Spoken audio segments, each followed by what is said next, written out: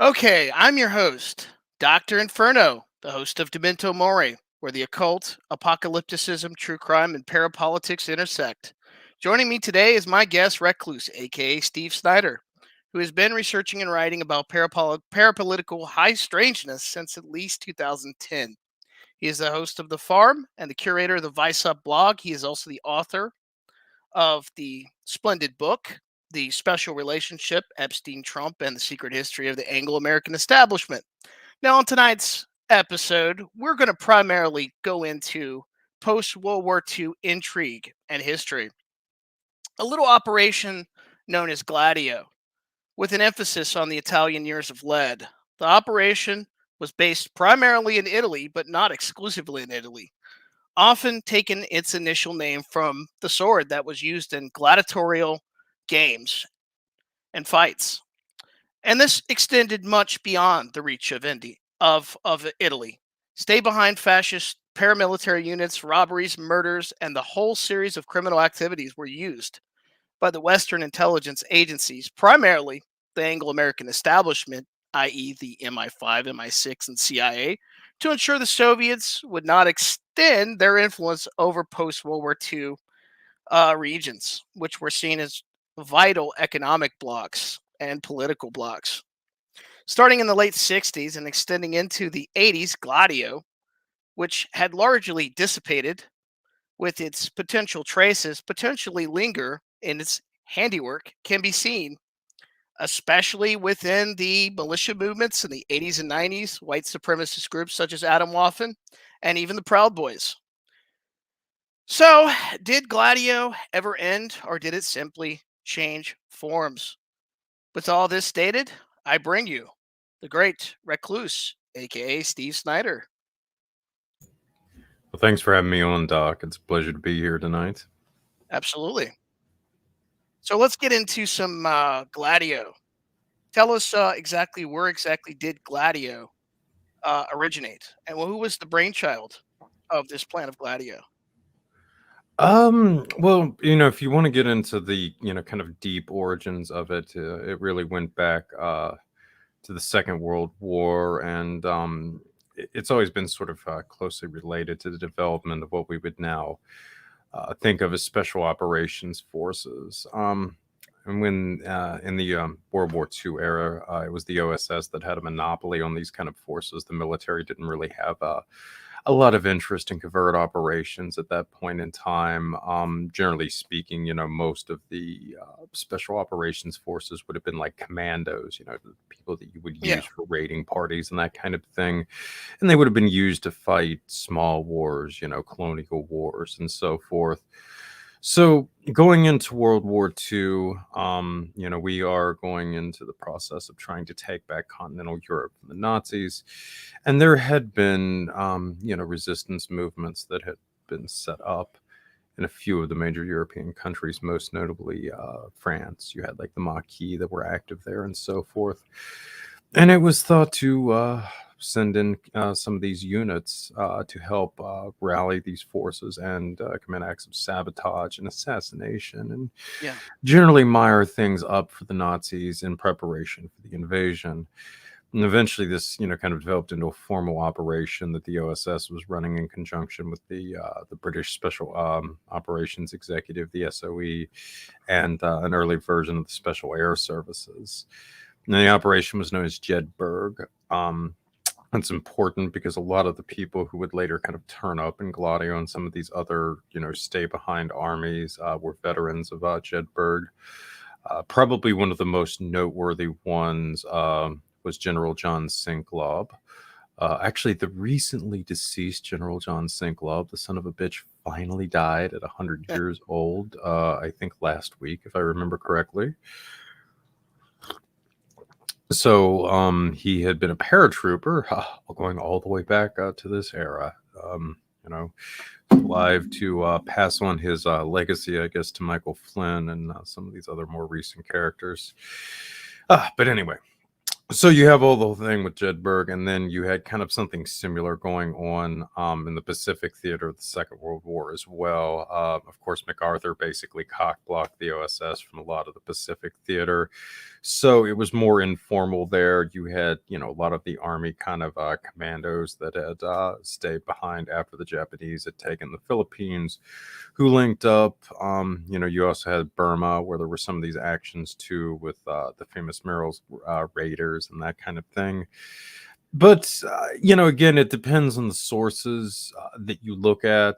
People who tended to be either anti-war, more supportive of conventional military, were usually rather dismissive of these actions, whereas a lot of counterinsurgency gurus pointed to them as being crucial. But regardless, a lot of people were impressed by how the stay-behinds had functioned during the Second World War.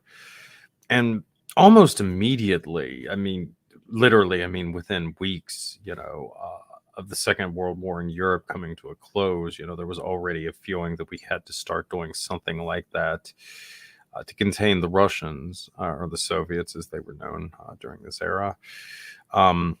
Communist Party was very popular in Italy and France, Yes. specifically right after the Second World War, because they had played a significant role, obviously, in the liberation of those countries and that kind of thing.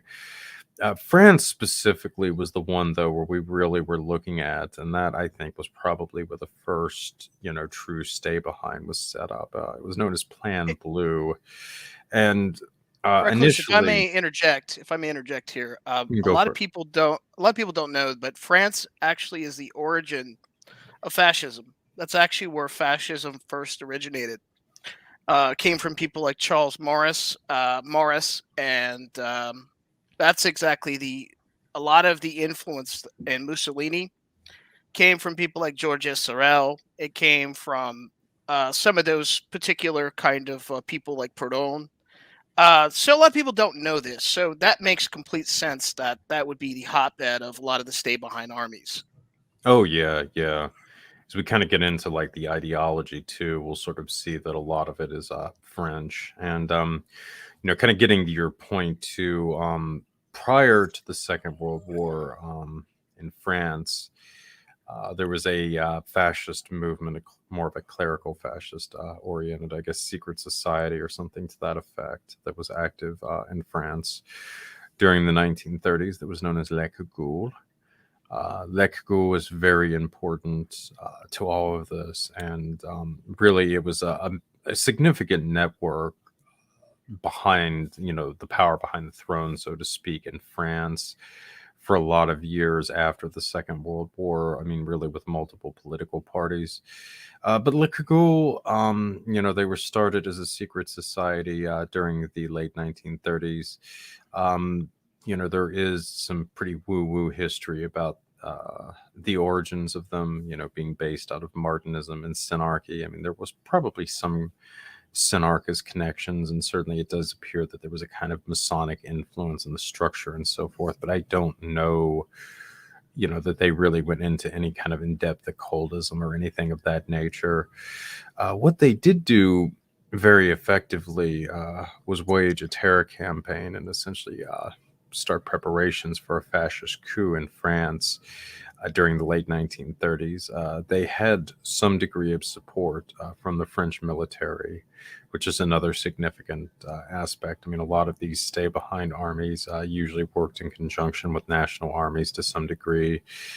And there are indications that, even going back to this time frame, the 1930s, the French were kind of looking at Liverpool as a possible stay behind force. To put this into perspective somewhat, France during the 1930s, they had gotten the socialist government of Leon Blum, who was not just a socialist, but also Jewish. Obviously, that ruffled a couple of feathers, to put it mildly. There was some concern that they were going for a full-blown kind of communist revolution in France amongst the military, the more aristocratic elements, which is a good chunk of the military at that point in time. So a movement like Kagul, that was very paramilitary oriented, probably would have had a certain appeal to elements in the army as a possible civilian auxilia if they did have to put down a left-wing revolt. And again, there was a lot of there was a lot of tension in France, really, throughout the 1930s between elements of the extreme right and extreme left. And there were, I suppose, some legitimate concerns that there could have been a full-blown communist revolution during that era in France. So, I mean, it wasn't entirely, the fear of the communist revolt, I should say, wasn't entirely unwarranted, though. As with a lot of the stuff, the reaction was arguably a little extreme.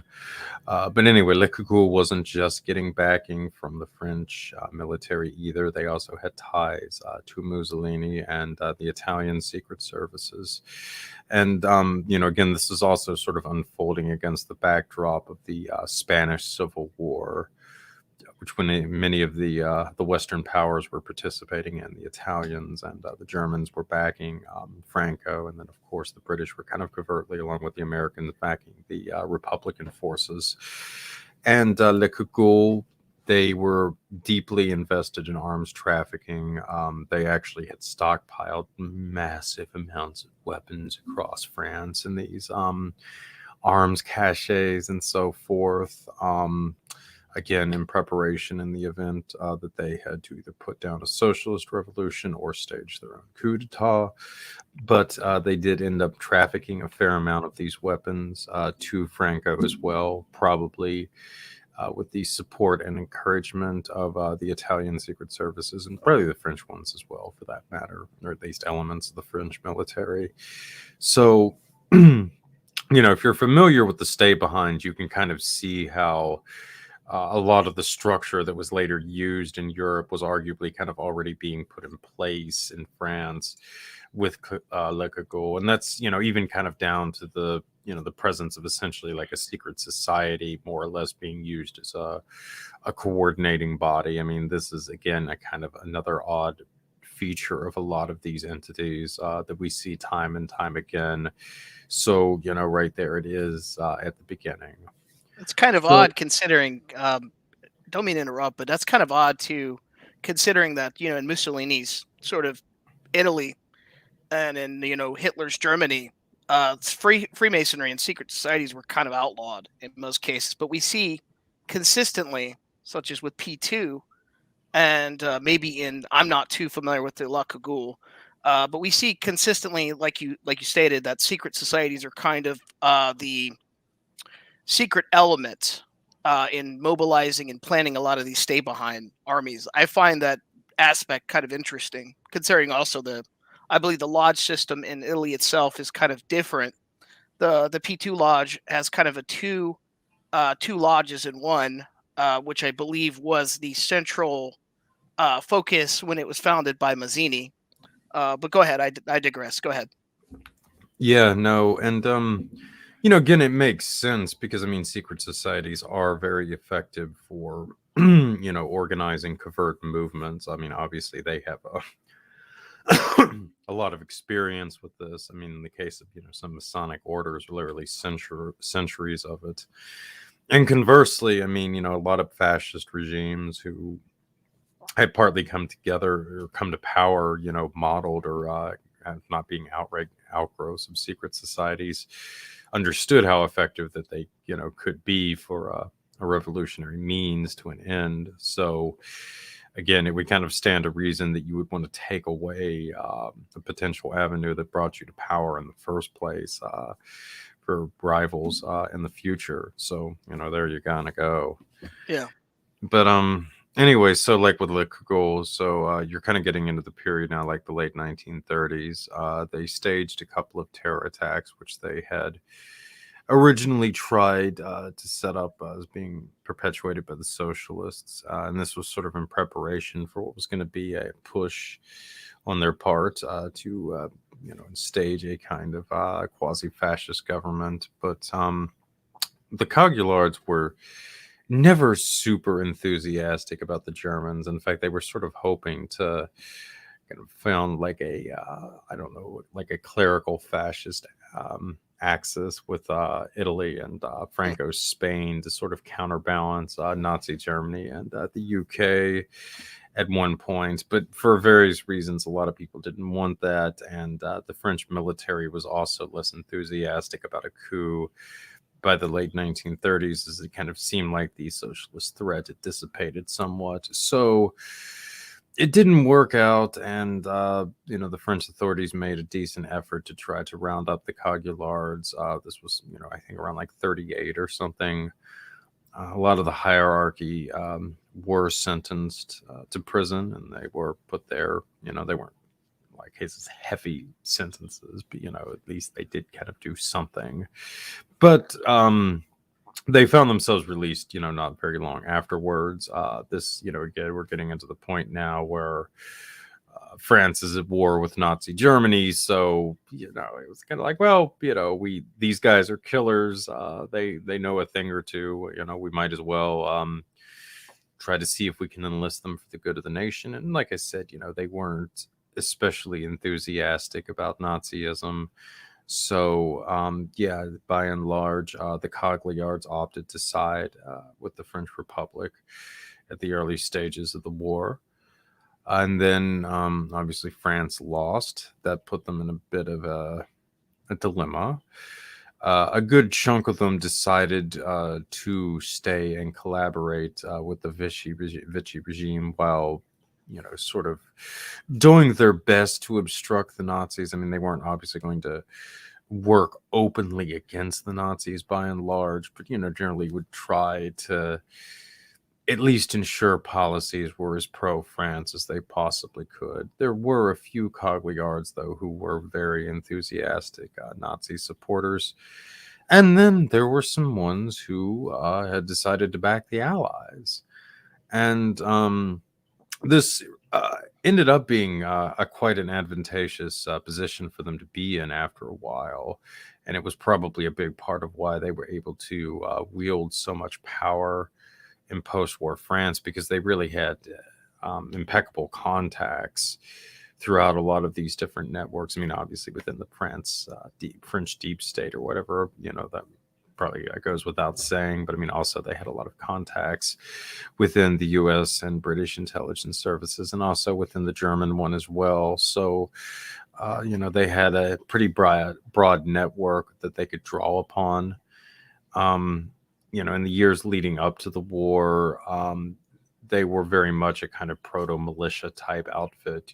Besides stockpiling arms, they did a lot of drilling and paramilitary training. There were, more than a few veterans in there, but they weren't, great at soldiering, to put it mildly. It's probably another reason why the French army didn't really want to back them for the coup. I mean, it's difficult to say if the entire army would have supported a coup d'etat, and if they would have had to have leaned heavily on the Cagulards against elements of the regular French army, that would not have gone well for the Cagulards. So, yeah. However, during the course of World War II, several of the members did see pretty heavy combat, and in the case of some, like was Jean Fiffel, I think, and a few of the other ones, these guys were working with, what we would now kind of think of as special operations forces, in this case with the Germans, the Nazis, and several of them were actually trained and worked directly with Otis Grazzini after a time as well. I mean, some of these guys saw action like in the Eastern Front in Ukraine, where there was just some really brutal wars going on over there. I mean, of course, the Nazis by this point in time had kind of started to do their own versions of stay-behinds in Ukraine and a lot of the other areas in the Eastern Front once the war started to turn against them as well. So, and a lot of these units were just absolutely brutal. I mean, I'm kind of thinking of like the Ukrainian Nightingales, for instance. If I remember correctly, that was the outfit that would actually take the time to liquidate a village of Jews with farming tools, just so they could save on bullets, essentially. So this was the kind of talent that was brought into this type of stuff, but I digress. So the Cagulards are, rubbing elbows with a lot of this different, elements. They get into some scheming because that's, what they do.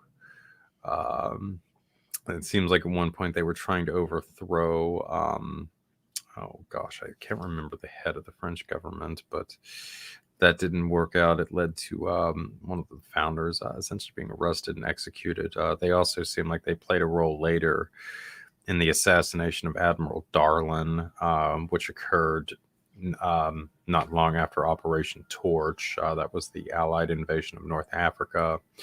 We successfully retook North Africa to use as a staging ground eventually for the invasion of Europe. There was a lot of dispute over who would get control of the French forces there. Darlan, eventually, who had been a big part of the Vichy regime, had initially seemed like the front runner. He had also been a bit of a sponsor of the Cagoule at one point. But yeah, he ended up being assassinated in North Africa.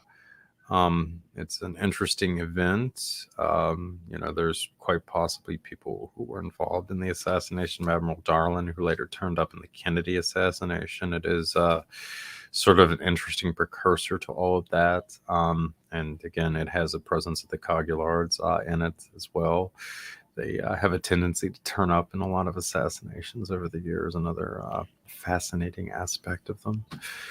So, yeah, the Cagoule, they had a lot of experience in this kind of stuff. They had put together a militia in a civilian environment in the proto-war years. They knew how to stockpile firearms during the Second World War. And they had gotten a lot of training in dirty tricks, assassinations, and all this other good stuff. So, when we were looking to set up Plan Blue in the aftermath of the Second World War, the Cogullards seemed like a rather logical group to look to for this purpose.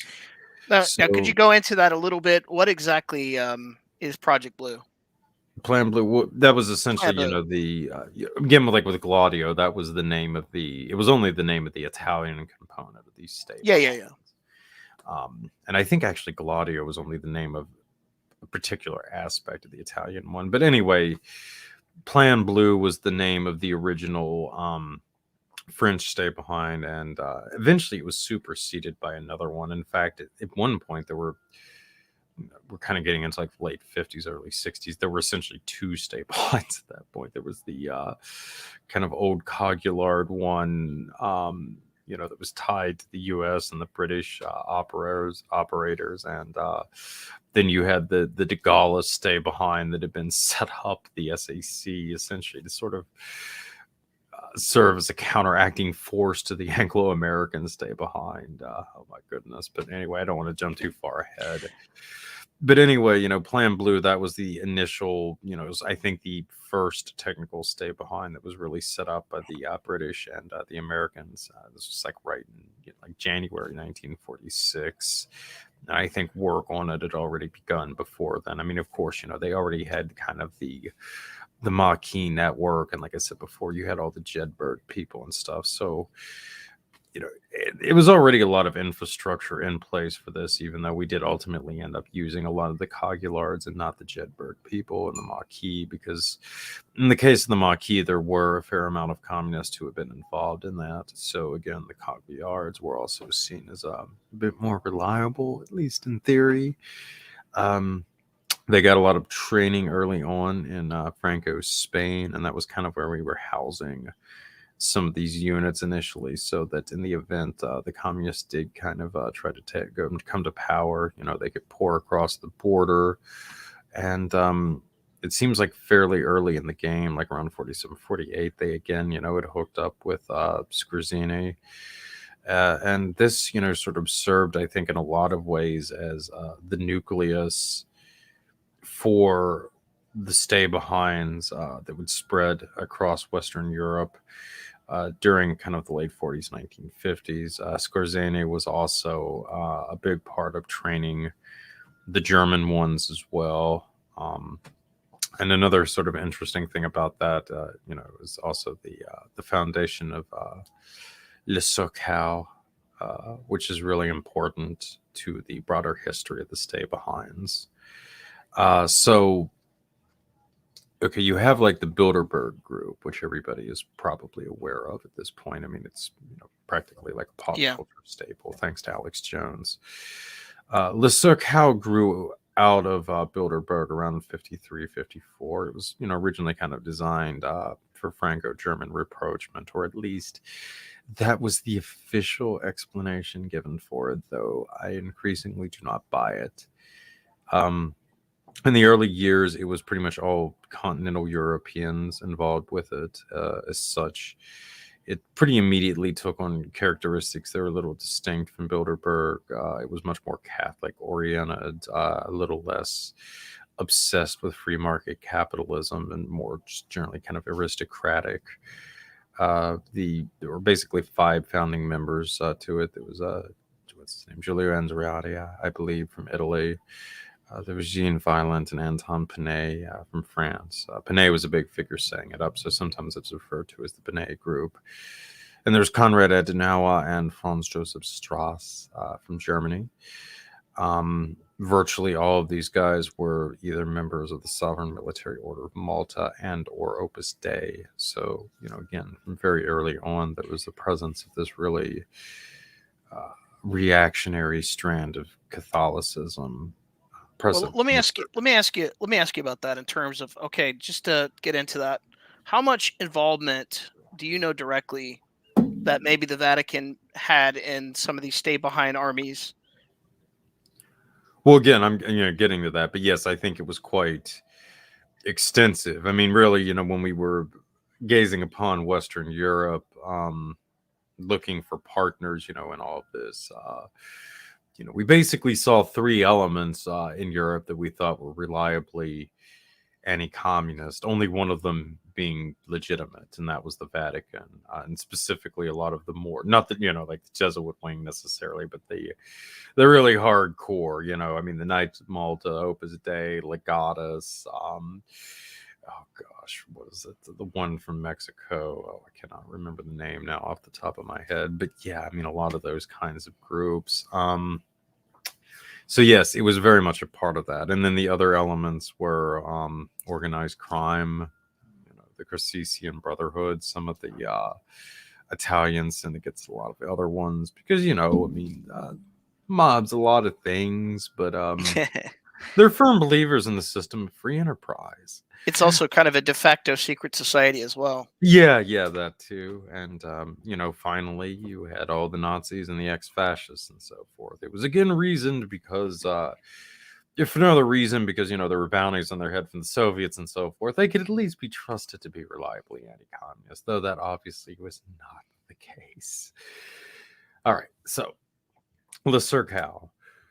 5 founders. We just got over them. Just mentioned how Opus Dei, Knights of Malta, let's get into Italy a little bit, because I kind of want to touch upon sort of I know it's been done to death, but the Italian theater of Gladio kind of still fascinates me, because I see a lot of researchers and people, when they approach Italy, they don't really understand the full encompassment of, kind of Italian fascist, the way it was stratified in Italian society at the time. Unlike, Germany, the Italian fascists never were really kind of cleared out of the government or of any of the kind of bureaucracy.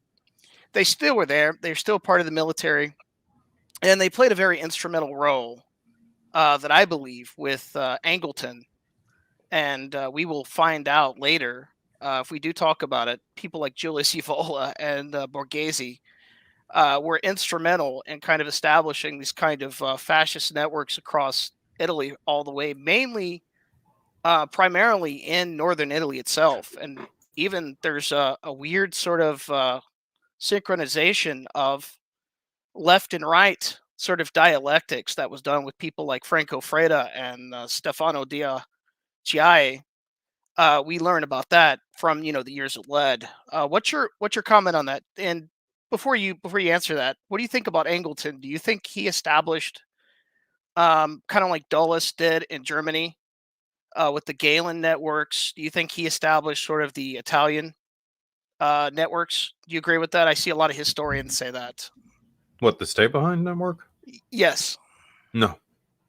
You don't agree? The Italian one was already in place before Angleton. It was in place. Okay. When Mussolini, that's, yeah.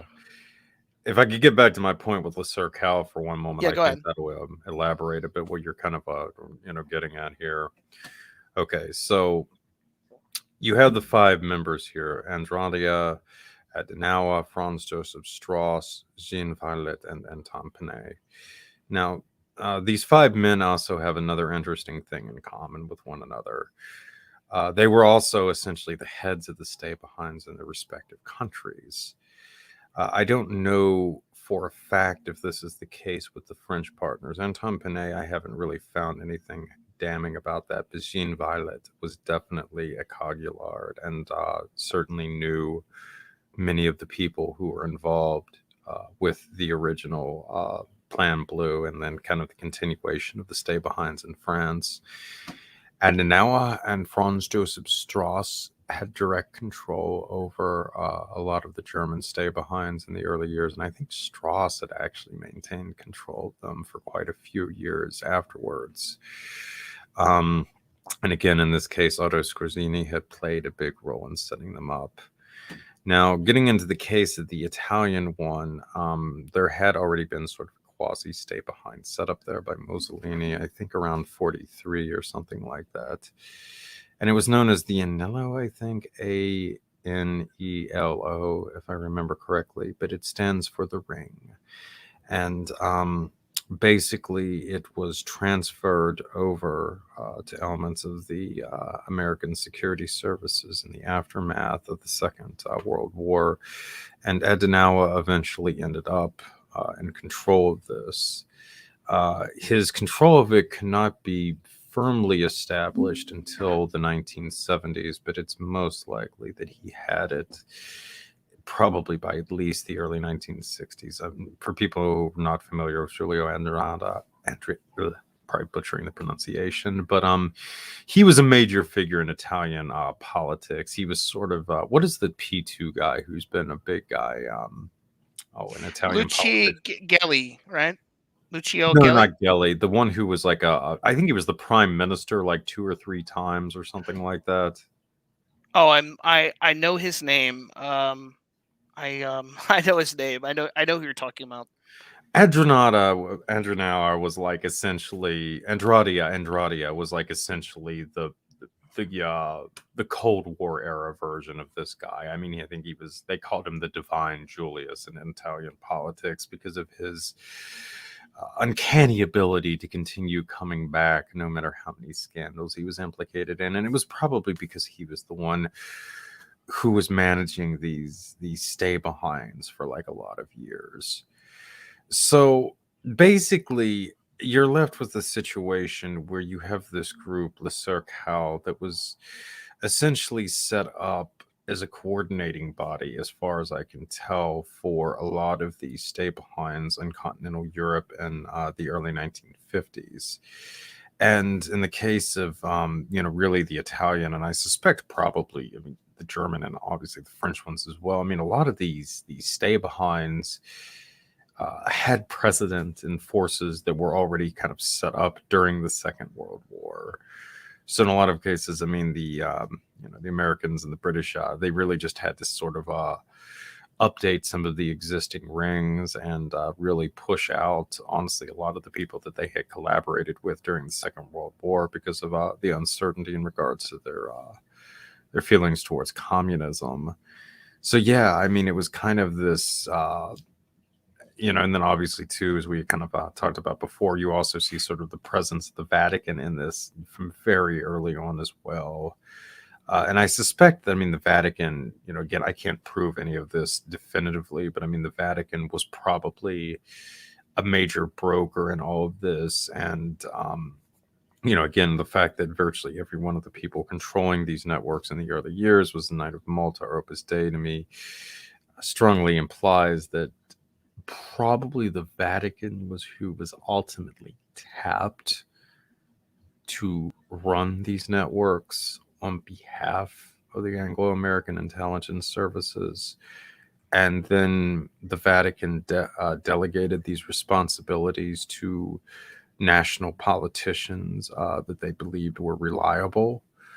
So you had that kind of trickle down effect. And, this is something that really was very evident continuously going into Italy with Propaganda Dewey. I mean, again, there's a lot of evidence that it was essentially controlled by Opus Dei and or the Knights of Malta. I mean, virtually all of the upper hierarchy of the P2 were either Knights of Malta or Opus Dei, which again, is fascinating. I mean, I think they had to change the Vatican's policies on Freemasons or something like that, so that so many of these guys could even join up with Propaganda Dewey in the first place. There's also sort of the strange references to not Dominionism, the Dominican order, with the whole thing with the Black Friars and just so on and so forth. I mean, it's, I mean, that's kind of the amusing thing about Propaganda Dewey. I mean, it's really almost like a Vatican cosplay or LARP of a Masonic secret society on a lot of levels. Well, I think the guy you were looking for is Berlusconi. Yeah, Berlusconi. Yeah. That was his name.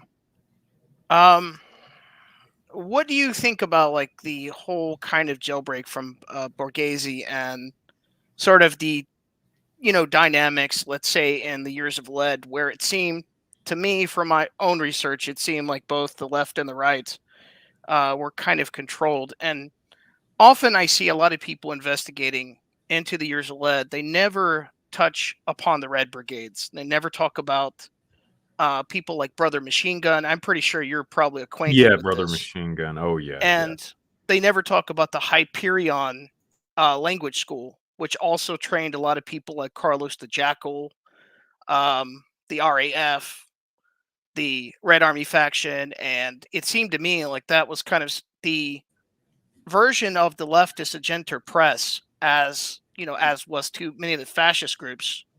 That also, and go ahead. Well, the Hyperion Press, that was based in France too, wasn't it? Yes.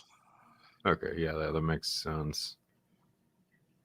Yeah. So what is your comment in terms of like the Red Brigades and some of the left being just as controlled as, let's say, some of the fascist groups? Because let's be honest, a lot of them were not shy about violence either. A lot of them kind of went into factories and sort of kidnapped middle management people. The Red Brigades. There were also the Autonomy, I believe, factions, which were even more extreme than, let's say, the Red Army Brigade.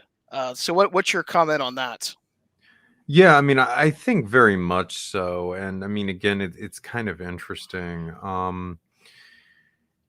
There was sort of a militant left-wing element prior to 1968, but it really seems like the level of violence, really ratcheted up after 68.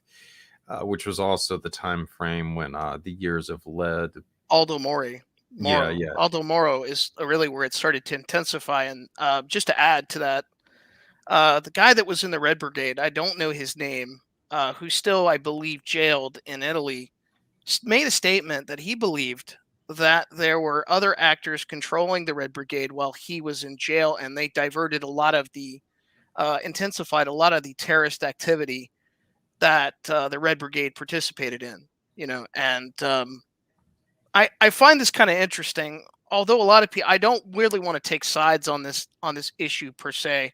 I find it interesting though that a lot of times when U.S. intelligence gets involved with a lot of these different factions, that kind of neither side sort of wins, whoever you're kind of going for. And I see the parallels here in America presently with intervention with a lot of the kind of intelligence agencies, and I think this gets lost on a lot of people when they look further into this or investigate this. Yeah. So go ahead. Well, yeah. So, I mean, kind of going back, 68 was really a pivotal year. I should say specifically, it was also, well, I mean, I'll say it was the year when the strategy of tension got going in Italy with the bombing on this train. Yeah, Piazza. I can't remember which one, but it was also year for some other stuff. I mean, really, the Mexican strategy of tension, the dirty war got going as well. But there's a lot going on in that year. So on one hand, you had like the Tet Offensive in Vietnam, which really shook the faith that the American public had and the U.S.'s ability to prevail in the war, and really, I think radicalized a lot of the anti-war movement. I mean, obviously, you can see sort of the transformation from the time period of the Summer of Love in '67 to what went on after that in '68. But again, that also might be related to some of the other stuff we'll get into. But you also had May of '68, famously in Paris, where you had the whole student revolt that drove de Gaulle out for a couple of years. That also forced the de Gaullists and the kind of Cagliards / OAS factions that had been having a bit of a low-key civil war up to that point to kiss and make up and kind of get their shit together. So there was a lot going on the left that year that was really concerning to the global power structure. I should say the Anglo-American power structure specifically, since that was really was running the show in the West at the time and to this day still. But I digress. Okay, so something is happening with a lot of the student movements and what have you. This is all really concerning. And you see the strategy of tension initiated on the right at that time. And it would be my guess that something very similar to that also happened with a lot of the left-wing groups. A figure to that I think is probably really crucial in understanding this was, what's his name? Ronald Hadley Stark, I think. This was the guy who really took over from the Brotherhood of Eternal Love around 67, 68 as the largest LSD distributor in the world. And he would really continue to hold that mantle all the way up to the late 1970s. And again, the Brotherhood, there were a lot of issues with that. I mean, their financier was William Mellon Hitchcock, who was tied up with Thomas Corbley and just a lot of other insane shit. So, there was already a lot of issues with the Brotherhood to begin with. But I mean, certainly it seems like when Stark took over the LSD trade, I mean, you started to see a lot more just openly. I mean, the Brotherhood, again, their faults, they were basically just a sort of hippie quasi cult or something. I mean, probably fairly harmless in the grand scheme of things. Orange Um, sunshine. yeah. I mean, some of the groups that came later, were definitely a lot more militant and Stark. I mean, he seems like specifically, I mean, he was using a lot of the funds that he was generating from LSD to prop up some of these more militant left-wing groups. I mean, I believe there were indications that he was tied into the Angry Brigades in the UK.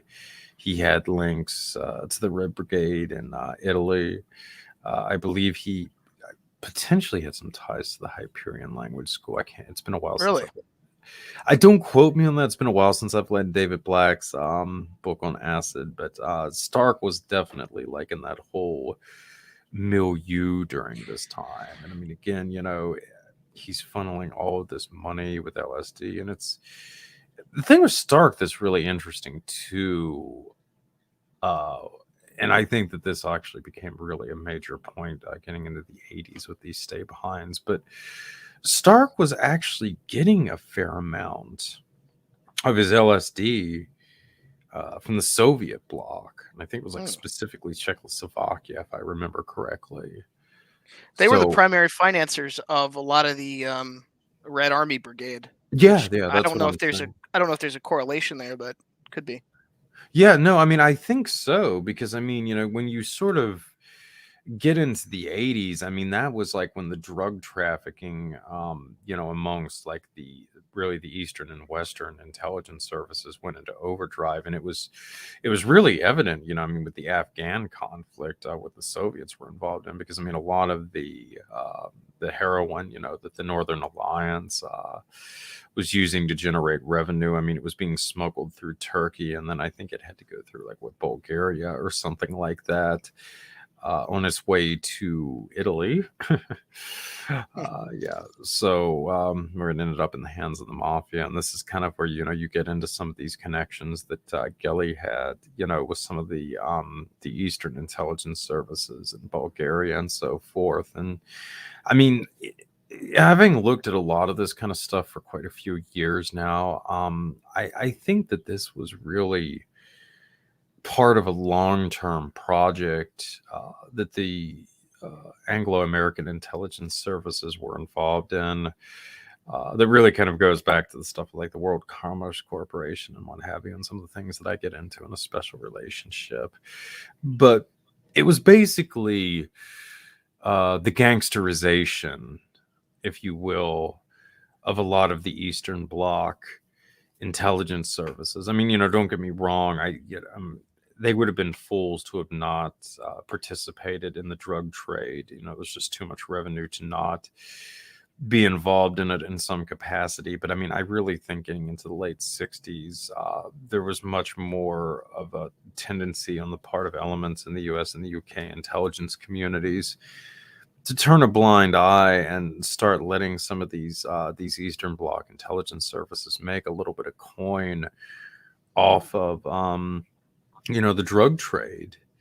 And that's, kind of, I think, had sort of a domino effect. It made them more susceptible then to other forms of corruption and so forth. And gradually, we're able to kind of peel away some of these Eastern Bloc services. I mean, you also sort of have Robert Maxwell during this like whole time frame. We're kind of again talking about the 1980s. This was kind of his heyday of dealing with a lot of these groups as well. And eventually, you start making your way up to the KGB and the GRU. And that's when things get interesting, and you start, kind of bringing them into the trade as well. And, well, Doc, obviously the decision to do that has had pretty profound repercussions. I would say so. For modern history, to put it mildly. I would say so. I mean, opiate addiction is at an all-time high in parts of the USA, and no doubt it's connected and definitely correlated to a lot of the inter-exchange that was going on in Afghanistan. And no doubt these networks. Well, I mean, also, too, go ahead. and again, I mean, it's over-exaggerated, but I mean, let's not kid ourselves. I mean, Russia is a gangster state under Putin. The US oligarchs. is a gangster state, too. I mean, yes. Again, let's not kid ourselves. But I mean, again, and I mean, it was always a problem. I mean, I shouldn't say always, but I mean, there were, the Russians they've had issues politically, let's just say, for a while now. But there was some degree, I think, of integrity, at least within the Soviet government. Whereas, I mean, what I think happened with just the influences that were coming from the KGB, I mean, yeah, it led to just this sort of epic corruption at the upper hierarchy. And I mean, yeah, it's, it's gotten to the point where you combine that with, the gangster state of Joe Biden, and it's, legitimately threatening the security of the world, possibly even the future of the human race. So, yeah, it's interesting.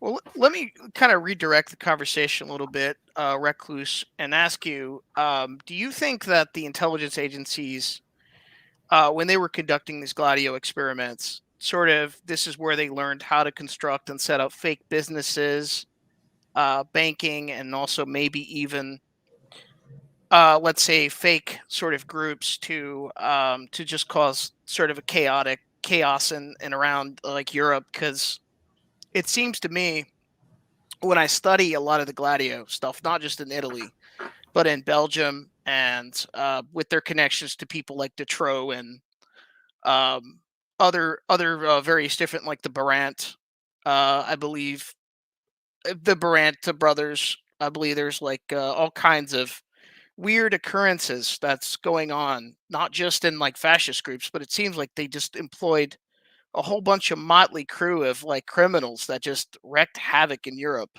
It's still very confusing because a lot of people, like I think Jean Theroux, the third positionist guy that some people in like kind of the alt right sort of look to as some kind of hero, has a lot of sway and influence these days, and a lot of it seems to have been constructed during this time period. What's your comment on that?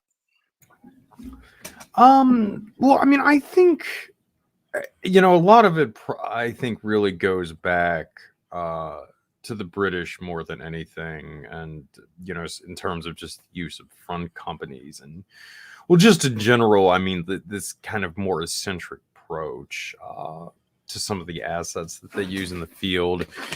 But I mean, with the UK, specifically, I mean, I think that there's always been sort of like this, the quasi official British intelligence service that the world sees. I mean, now it's known as MI6. And then there's, beneath it, there's always been kind of the shadow intelligence network that's really been the actual power behind the throne, probably, for hundreds of years, if not longer. And, this almost entirely exists, I think, in the private sector and is only, really nominally connected to the official British government by a thread or two, if that. I think to some extent, during World War II, there was maybe more of an open merger, but in the aftermath, gradually it went back into the shadows and the use of like a lot of these front companies and groups and so forth. But I mean, again, to sort of go back, with some of like the intelligence operations like that the British were running. Well, okay, I mean, we can go back to like the First World War and some of the concerns about how America would swing with the, the large Irish population that we have here. I mean, obviously, this was also a time frame where the IRA was really big. They were actually causing a lot of stability within the kingdoms, and that was something going into the war with Germany you had to be concerned about. Could they be used effectively to stage a rebellion while the UK was at war with Germany? And also, how would they affect American sentiment with a potential ally over this? So the British, they looked at a lot of novel ways to address this, and one of them was to send Aleister Crowley, of all people, to the United States to work on this. So, yeah, I mean, this is the kind of stuff that the British did. I mean, another guy you could kind of, not necessarily related to the Irish situation, but another one was, Sidney Riley, the so-called Oh, H yes. spies. I mean, Riley was basically nothing but like a glorified confidence man. I mean, he worked for practically every freaking intelligence service under the sun. I mean, he was probably a Russian agent really for most of his life, with the British in turn were probably aware of.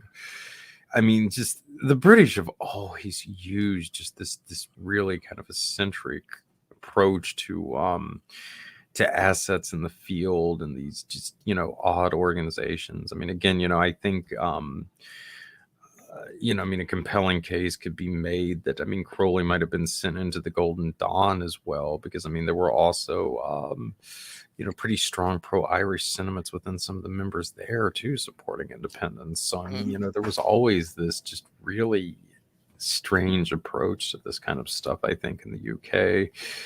And that was something that gradually kind of rubbed off, in the United States. I mean, on the one hand, the tendency to use front companies and that type of thing. I mean, that was something that, I mean, Donovan learned firsthand from William Stevenson, during the Second World War. And again, in this case, I mean, the British had to do that kind of stuff. I mean, leading up to America's direct intervention. There was a strong isolationist movement in the United States during the Second World War. I mean, they couldn't, really do a lot of this stuff openly. And again, they probably also resorted to some shadowy groups. I mean, there's some speculation that Stevenson was possibly the one who had started the quote unquote special relationship with the American mafia that the OSS had later taken up, for instance, which again, I mean, that would be a very British kind of thing to do. So, yeah, I don't think that it necessarily started with Gladio. And I mean, also, I didn't even bring it up, but I mean, there's also the whole specter of, sex trafficking and honeypots. It's a big part of Gladio that's not necessarily talked a lot. Well, why don't you go into that? I'm interested in that. What was I've never uncovered that in all of my research. But I'm guessing, does it have something to do with Detroit? Yeah. Well, one of the big guys with that would be Paul Latinius, who was a defense intelligence asset. Also, he'd been trained by U.S. Special Forces, and he was the founder of the Westland New Post, I believe, which was one of the big outfits that was involved in the Belgian stay behind. But Latinius had apparently put together an insurance dossier, quote unquote, that was outlining elements of the Belgian pedophile networks, I think going all the way back to like the early 1980s. So yeah, and then there were, I mean, a few other guys I think that weren't tied into the Westland New Post, who later showed up in Detroit as well. Can't remember the names here off the top of my head, but yeah, I mean, in that case, there was a very clear connection between some of these, essentially these really just sickening, networks that use minors, and then of course there were some even more extreme claims. To put it mildly, i.e., children were like literally hunted or something like that on the grounds of some What? of these aristocratic families. Again, I don't know how much stock to put into that, but certainly it seems like some of the stuff done in Belgium was more extreme. Well, I would say so. Definitely with Detroit, he had like dungeons. He had like torture and rape Yeah, dungeons yeah. directly, under his house. And And this I was mean, like I think it's they turned a important. blind eye to it too.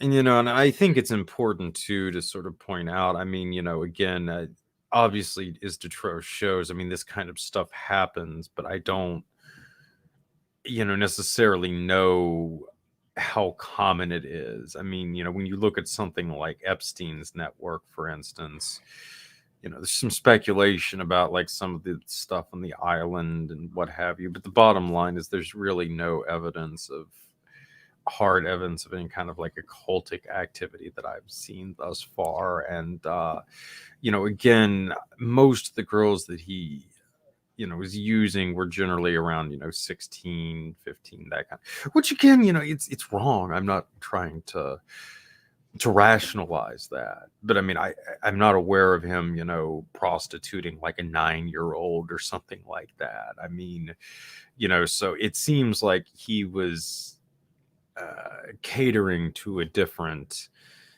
clientele, if you will, than some of the people involved with the Detroit stuff. Oh yeah, Where it was more kind of like, let's send a 6-year-old out into the forest so we can yes. track her down and rape her, and then try to shoot her with a fucking crossbow or something because it was what our ancestors did. We think, Jesus Christ, who knows? Was that Um, really their rationale? Well, I mean, you could look at something like, what is it, the Syllabusca Tarot deck. There's a fantastic book about that, The Game of Saturn by Peter Mark Adams. Is very scholarly. It's a little pricey, but it's well worth it. I would highly recommend it to everybody listening.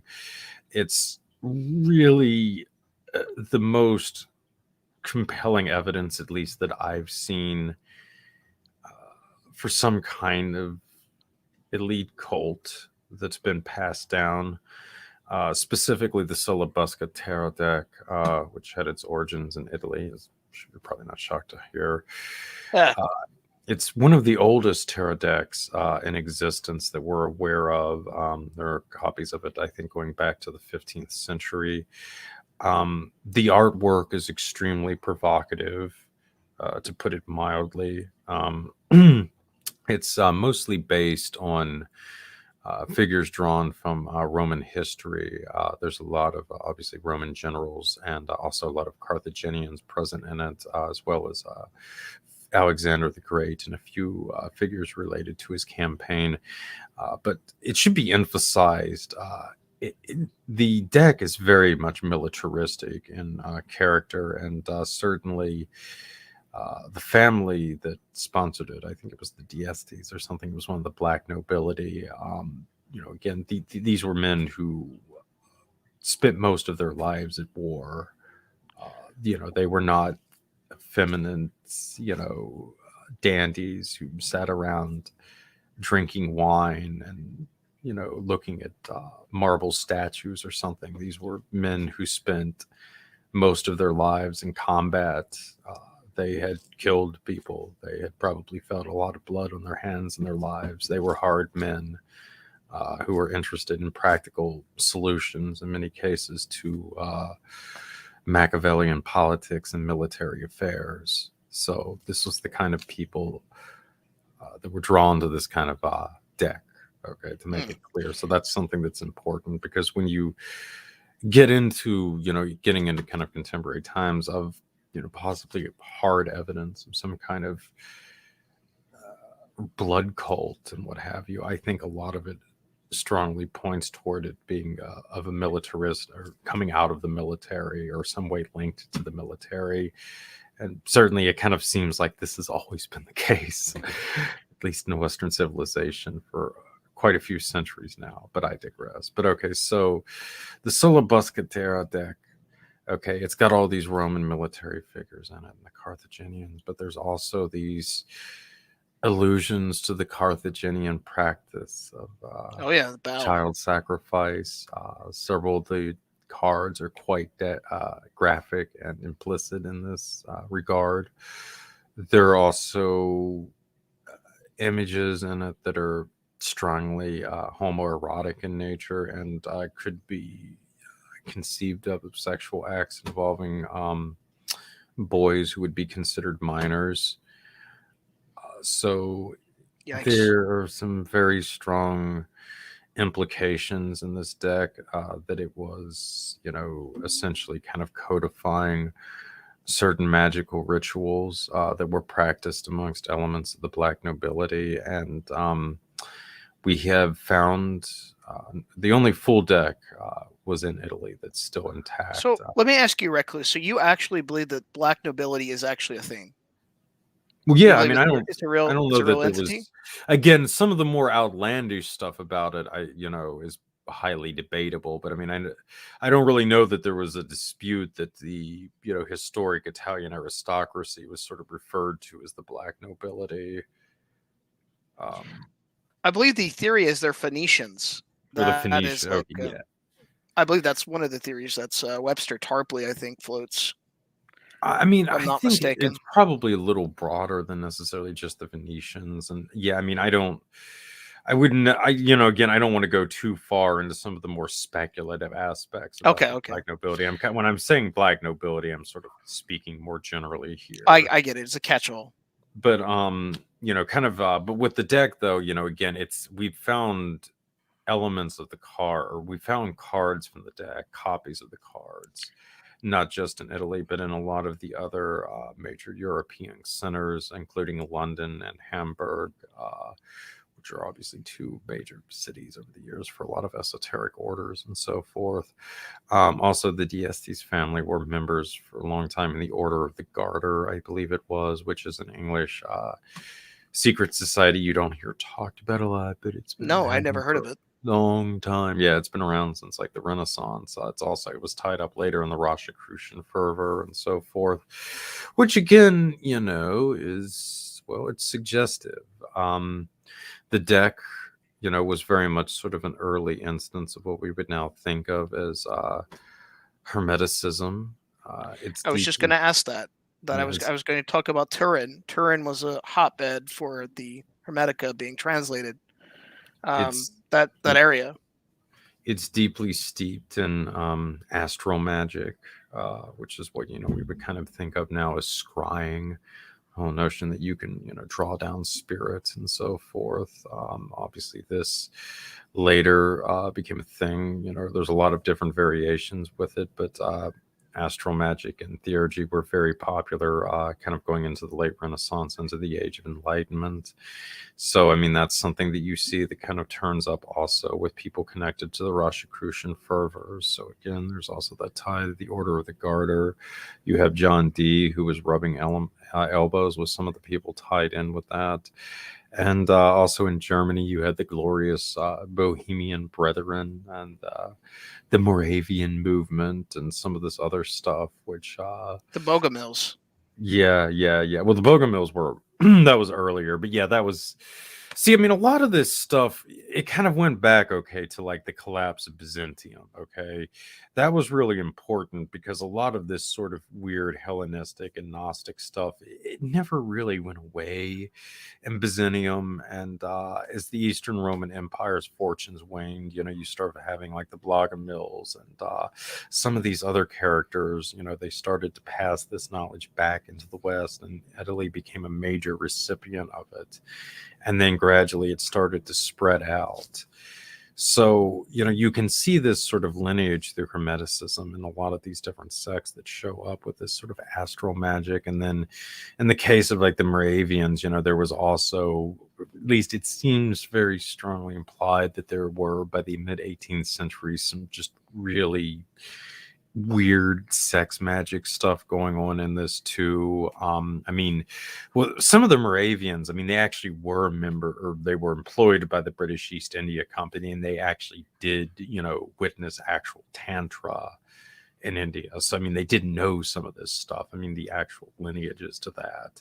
But I mean, on top of that, though, I mean, they just brought in all this other just weird crap. I mean, one of the things was the side hole. Okay, so like, I mean, they would contemplate the spear piercing the side of Jesus, and this would be, seen as something, as a equivalent of a sexual act that you could meditate upon. And just, I mean, it was bizarre, to put it mildly.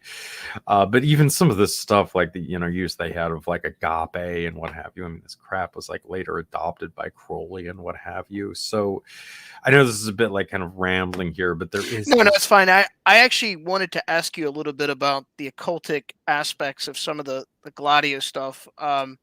For instance, Detroit had a connection to this group called the Abraxas, I believe, Abraxas Society or something. And what, the addition one to with that, Adam Parfrey or something like that? no, nothing to do with Adam Parfrey, but there was like some kind of weird sort of Abraxas sort of group that Detroit was a member of.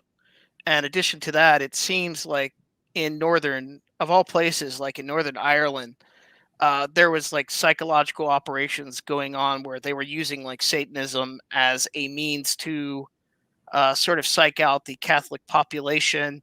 And of course, we got our favorite guy, David Mamet, of course, doing the Order of the Nine Angles stuff. And he was also a member of a stay behind unit. So it does seem like in some cases, and of course, in America, in contemporary America, we got people like Joshua Sutter, who was a member of the, I believe, Temple of Blood, who was sort of an offshoot of the O90 and the Atomwaffen division. We have that, which seems to me like the intelligence agencies are very acquainted with some of this occultic means, even if it is fake. Yeah. Well, okay, so it's trying to think about the easiest way to like distill this for you. Okay, so the stay behinds are really closely connected to special operations forces.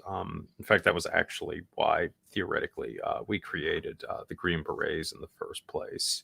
It was kind of all tied into the continuity of government operations, which was another aspect of the stay behind. We would have the nuclear exchange with the Soviets, and then the Green Berets would parachute into the smoldering remains of Eastern Europe and hook up with the stay behinds. This would be Operation Bloodstone, by the way, not Gladio, and they would wage the insurgency against the remaining elements of the Soviet army and destroy them and that kind of thing. It didn't necessarily work out though. But the thing about this is that just in general, there's a very strong component of just secret societies and occultism in general within both the American and the British Special Operations Forces. Jeffrey Gilson, I think, has a really good book about this, Maggie's Hammer, which went into some of his experiences with his friend who was a former SAS officer. And this guy was involved with one of the orders of St. John, and he kind of gets into these, sort of all these arcane military orders that a lot of these SAS guys were involved with. And it's really the same thing over here. and some more even overt occult ones as well. But again, the Orders of St. John over here also dabble in a lot of weird occult shit too. But I don't want to get too far beyond the point here for a moment. But okay, so this was something that was really perplexing to me for a lot of years. Like, why would we be doing this kind of stuff?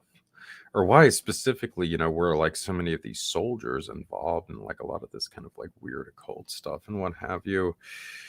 But the more I've like looked at this, it just seems like that this was sort of an element that really came out of frankly a lot of the behavioral modification research that was being done in the immediate aftermath of the Second World War, going into the early 50s and beyond.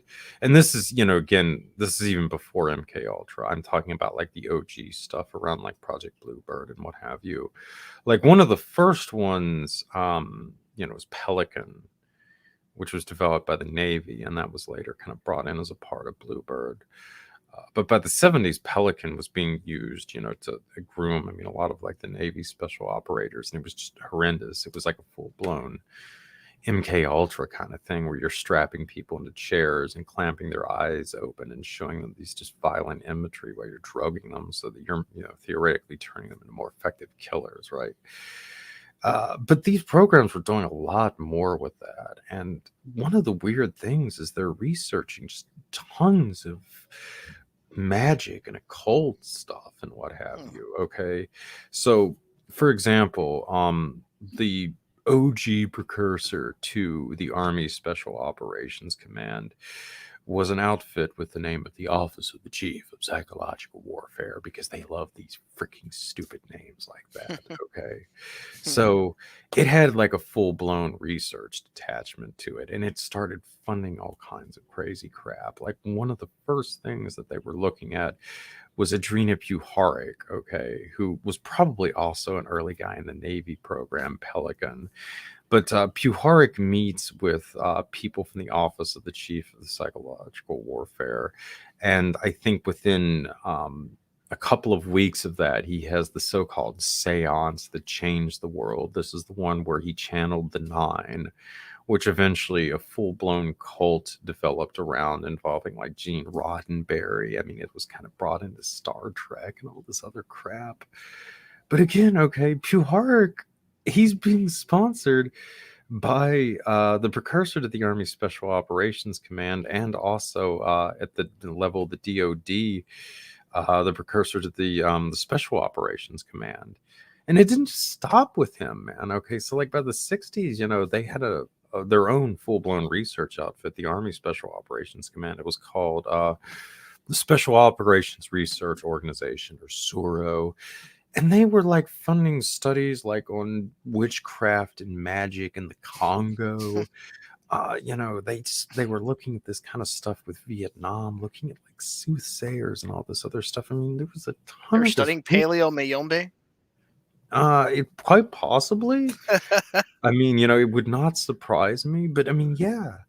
This is like something people don't really grasp, but so much of like post-war anthropology and folklore studies and so forth was Or just almost intelligence entirely operations. sponsored by the Pentagon and the CIA, and especially the Pentagon. Everybody talks about the CIA, but the Pentagon put tons of money in this stuff. Okay, so so another one of these outfits it was out of American University. It was the same university that had this special operations research one, but it was a different one. This one was linked to the Air Force. It was like the Center for Social Sciences Research. God, there were so many of these outfits with these stupid ass names, but whatever. All right, so this thing was sponsoring these it was called Project Repair, okay? And it was theoretically designed to go in and look at these American Korean War POWs so that we could understand the brainwashing prowess of the communists and this other crap, right? Okay, so they get all of these elite psychiatrists to go over them. I mean, some of them are actually still alive. One of them was actually Robert J. Lifton, who's still around. But the big guy was this dude called Albert Biderman, who was part of American University and all this other stuff. So Biderman develops this chart of coercion. It's still around to this day. It's known as Biderman's chart of coercion. And it's had a lot of influence, Doc. In fact, the interrogators at Guantanamo Bay had a copy of Biderman's chart of coercion handy for them right there. But it's not just the national security elements that were interested in Biderman's chart. See, a lot of cults also appear to use Biderman's chart, as do a lot of allegedly anti-cult groups who posted all over the freaking internet.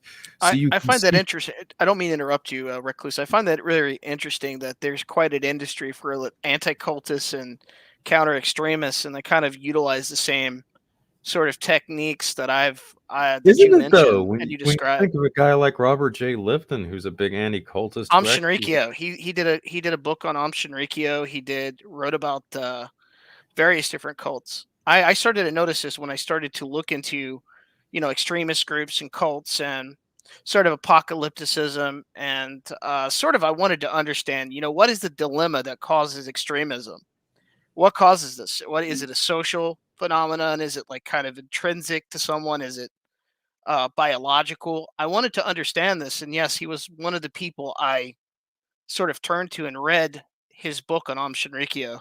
So yeah, that is very uncanny. so yeah, I mean, Lifton is one of these guys who helps develop this chart of coercion as part of this CIA Air Force project. And then, yes, he embarks upon this career as an anti-cult watchdog, while many of his accolades continue to go around pushing Biderman's bloody chart of coercion, even though it's been essentially used as the foundation stone for any number of cults over the years. And it just happened to be developed out of this Air Force CIA project designed to study brainwashing. Hmm. So, yeah, that's not weird. Oh, another interesting guy involved with it, too, is a fellow called Colonel James Monroe. I think he was actually the one who oversaw Repair, who then went on to head the Society for Investigation of Human Ecology, which sponsored a lot of the freaking MK Ultra stuff. So, yeah.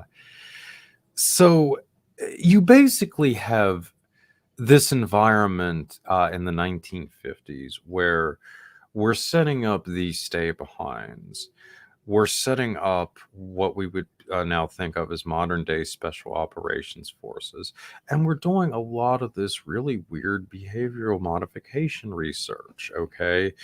Some of it, at least, has proven to be really effective at developing cults. You have, a lot of these special operations forces that are going around, and in some cases, they're working with cults going back to this early date. I mean, one example, for instance, was in Vietnam. It was the Sea Swallows, I believe. It was really cute. It was like basically this alleged religious movement that was set up by this poor Catholic Chinese priest. He was part of the nationalists who had been driven out on the mainland, with Chiang Kai-shek. And then because he was just so devout and anti-communist, he had gone to Vietnam with his small flock, so that, he could try to help them against the onslaught of Ho Chi Minh or something like that. Of course, it later turned out that he had been I think, trained by U.S. Special Forces, as had a few of his top priest underlings. But yeah, I mean, he basically was given a village in a really contested area of South Vietnam. He set up a cult operation there, which was backed by U.S. Special Forces. And, he and I think a couple of his top aides were actually Taiwanese Special Forces. So, yeah, I mean, you have this, bizarre instance where basically, we're involved in these counterinsurgency operations, and we're kind of using like a quasi cult to carry out some of this stuff.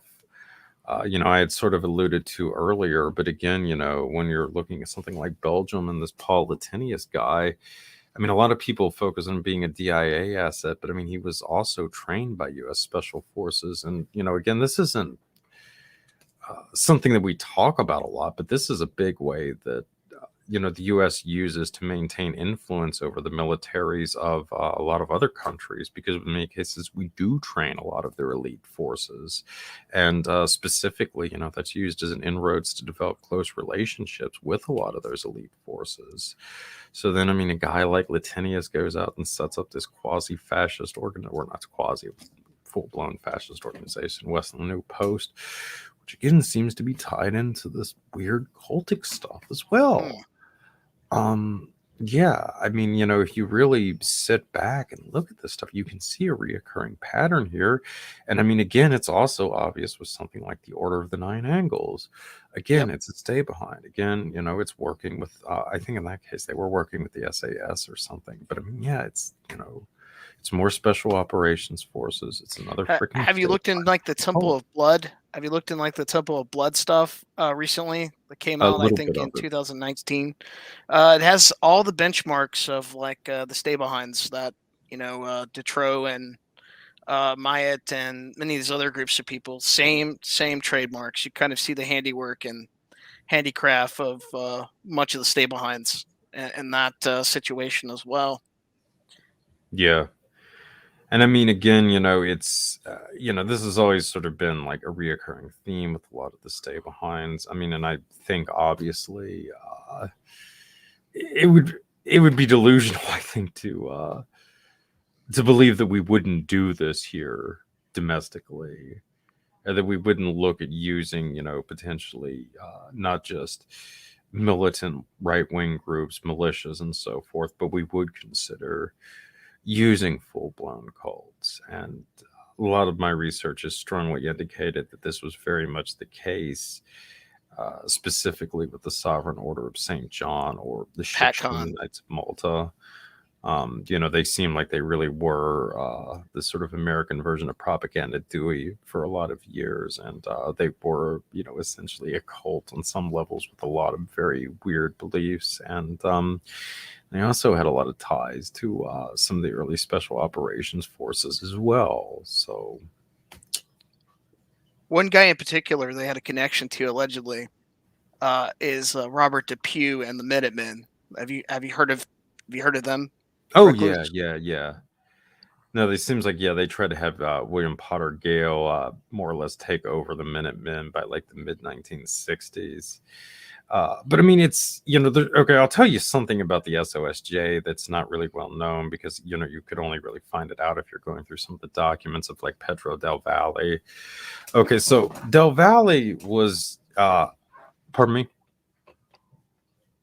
Okay, so General Del Valle, he was a commandant, or I don't think he was a commandant, but he was a big figure in the Marine Corps for a lot of years. Retired, he became a big figure in the Order of St. John, and frankly, a lot of other far right groups. I mean, he was, he was connected to like the American Nazi Party, for God's sakes. I mean, he was about as right wing as you could freaking get. But another one of the people that he was in really good relations with was General Richard Stilwell, who's a really interesting character. Stilwell was actually a pivotal guy in setting up the Joint Special Operations Command. Later on, he was tied in with a lot of the early special operators like Edward Lansdale, and John Oh Sinclair, and a yeah. lot of these other guys. And Stilwell, I mean, he had also helped set up a lot of the opium trafficking in Asia. He was involved in so much crap. He later ended up like in the Phoenix program. But during the late 40s, early 50s, he was involved in this project I mentioned briefly earlier called Operation Bloodstone. And that was sort of a variation on the stay behinds, but for Eastern Europe. Again, this was in the event that we had the war with the Soviet Union, and this was the network that we would activate in Eastern Europe. So Stilwell was involved in setting up this network. And one of the guys he was talking about with this was Pedro Del Valle. Del Valle had a lot of contacts with like these white Russians that were based out of Argentina at the time. And Del Valle was trying to get them set up possibly as a component of this Bloodstone operation.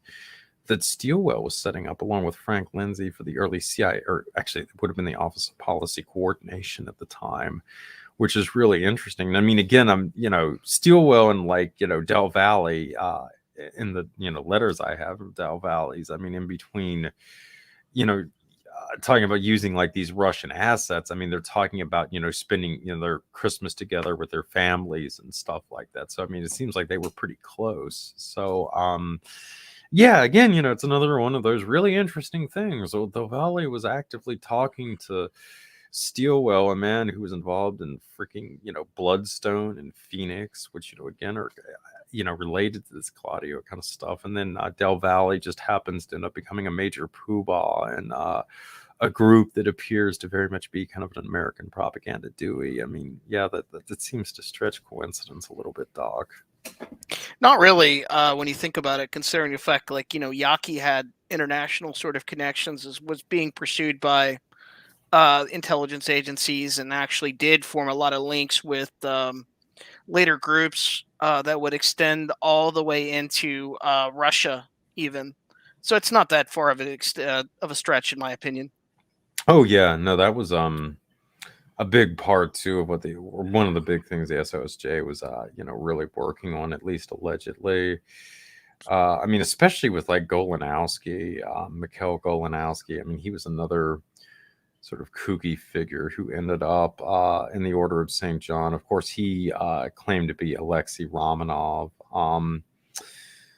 which created some complications, pretender to the Romanov dynasty.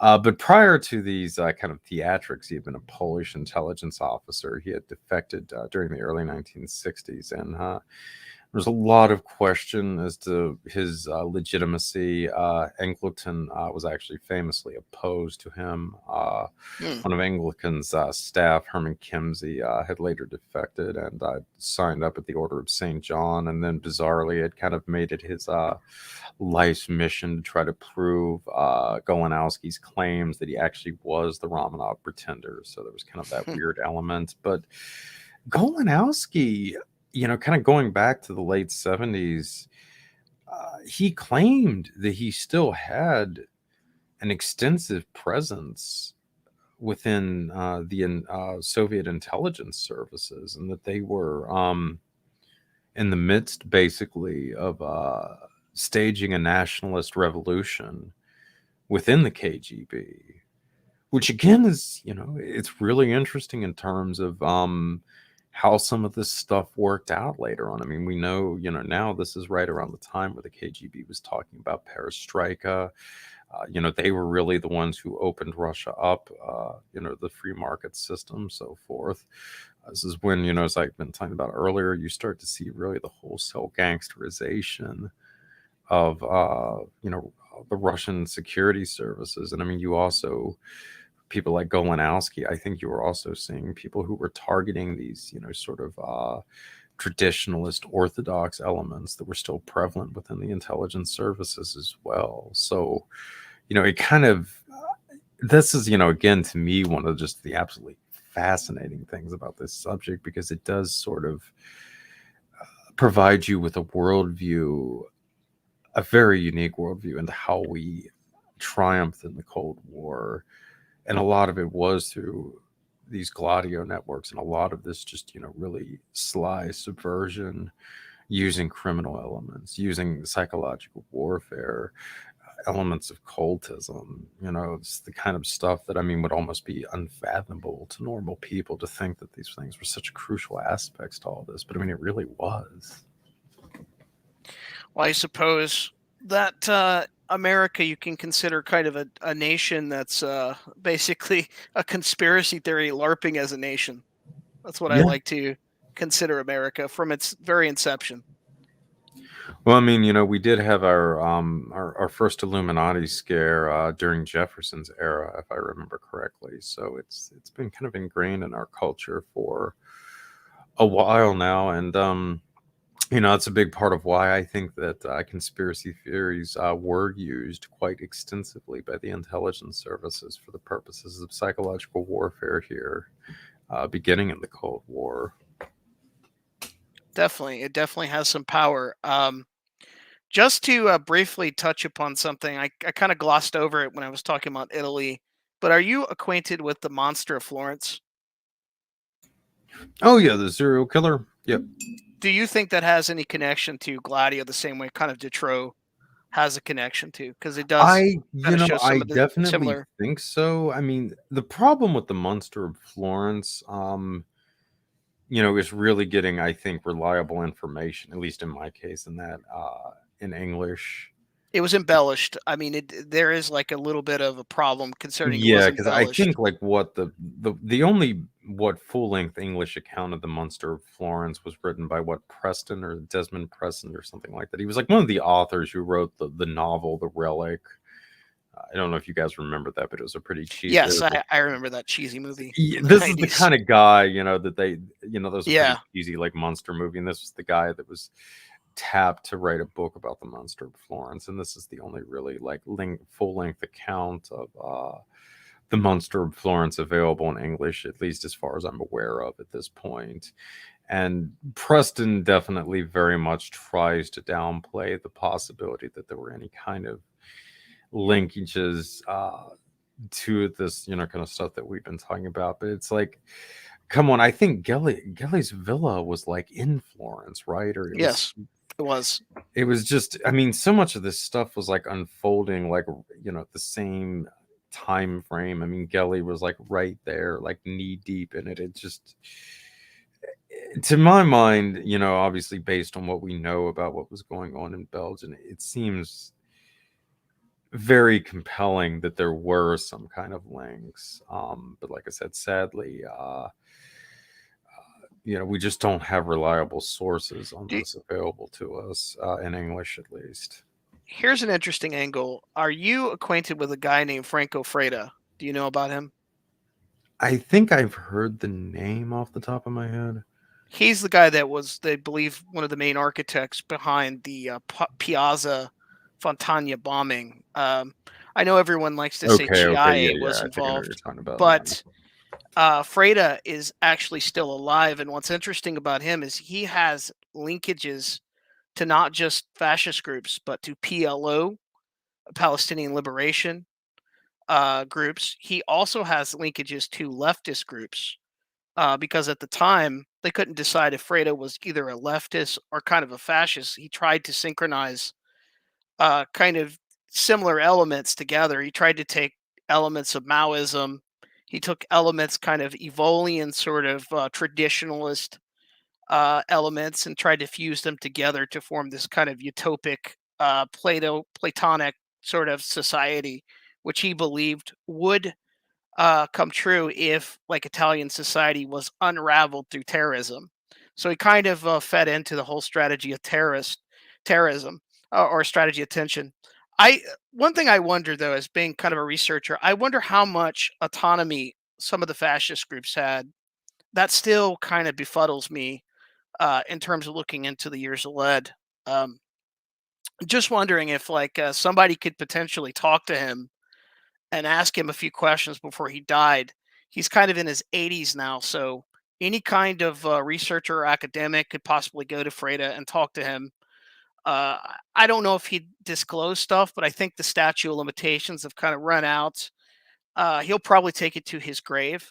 Oh yeah, one more interesting fact about Freda as well. He has connections to Alexander Dugin and to the whole third positionist thing, and Jean Thoreau as well, who was a leftist who was sympathetic to the Nazis during World War II. Just something interesting to contemplate. Oh yeah, yeah. No, I believe he also had some. Jean Thoreau also had some followers who ended up in the Order of the Solar Temple Oh too. yes, yes. He actually had a, I believe his one of his That's kind of another assistants. kind of cultic tie to Oh the yeah, solar lines as well. that's a whole That nother rabbit hole, which goes into people like Anders Breivik and potential ties there to the Templars. How the Templars sort of like motif is used in traditionalist circles and when they were like promoting a lot of the anti sort of Islamic right wing um, movements, the in Europe at the time, which Anders Breivik was kind of caught up in. So there's a whole lot of like that's a whole nother sort of like rabbit hole in itself. It's just I wish some people would like research some of this with such as yourself with a little bit of transparency and a little bit of honesty in terms of like on all sides. I just wish people would just sort of objectively try to search for this. But I think somehow that is sort of the problem in itself is that these things have to exist. These things have to happen. And maybe that's how they hold society together. I don't know. In terms of what are you saying? Well, I'm saying maybe that's kind of what their kind of plan is. I really don't know. I mean, maybe they kind of like the chaos. They sort of like these different kind of psyops being run. Oh Uh, yeah, yeah, yeah, yeah. Well, I mean, absolutely. I mean, it's really imperative. I mean, you kind of keep the public like in a perpetual state of agitation, and it's also, I think, in a lot of ways imperative that you do sort of bring both sides into it, so that you're kind of left with a position where I mean, it's like there are no moral sides to take, I guess. I mean, if yeah, you're a self-identified, conservative, you point to Antifa, and if you're a self-identified liberal, you point to the Oath Keepers or the Proud Boys or something like that, and then, you rationalize your side militant group as being infiltrated by the security services. I mean, in reality, I mean, both of them were probably infiltrated, if not set that's up what it by the seems. security That's what it service. seems like whenever you go out on any kind of image board or peruse any kind of group. It always does seem that they're always saying that some intelligence agency has infiltrated these groups and directed.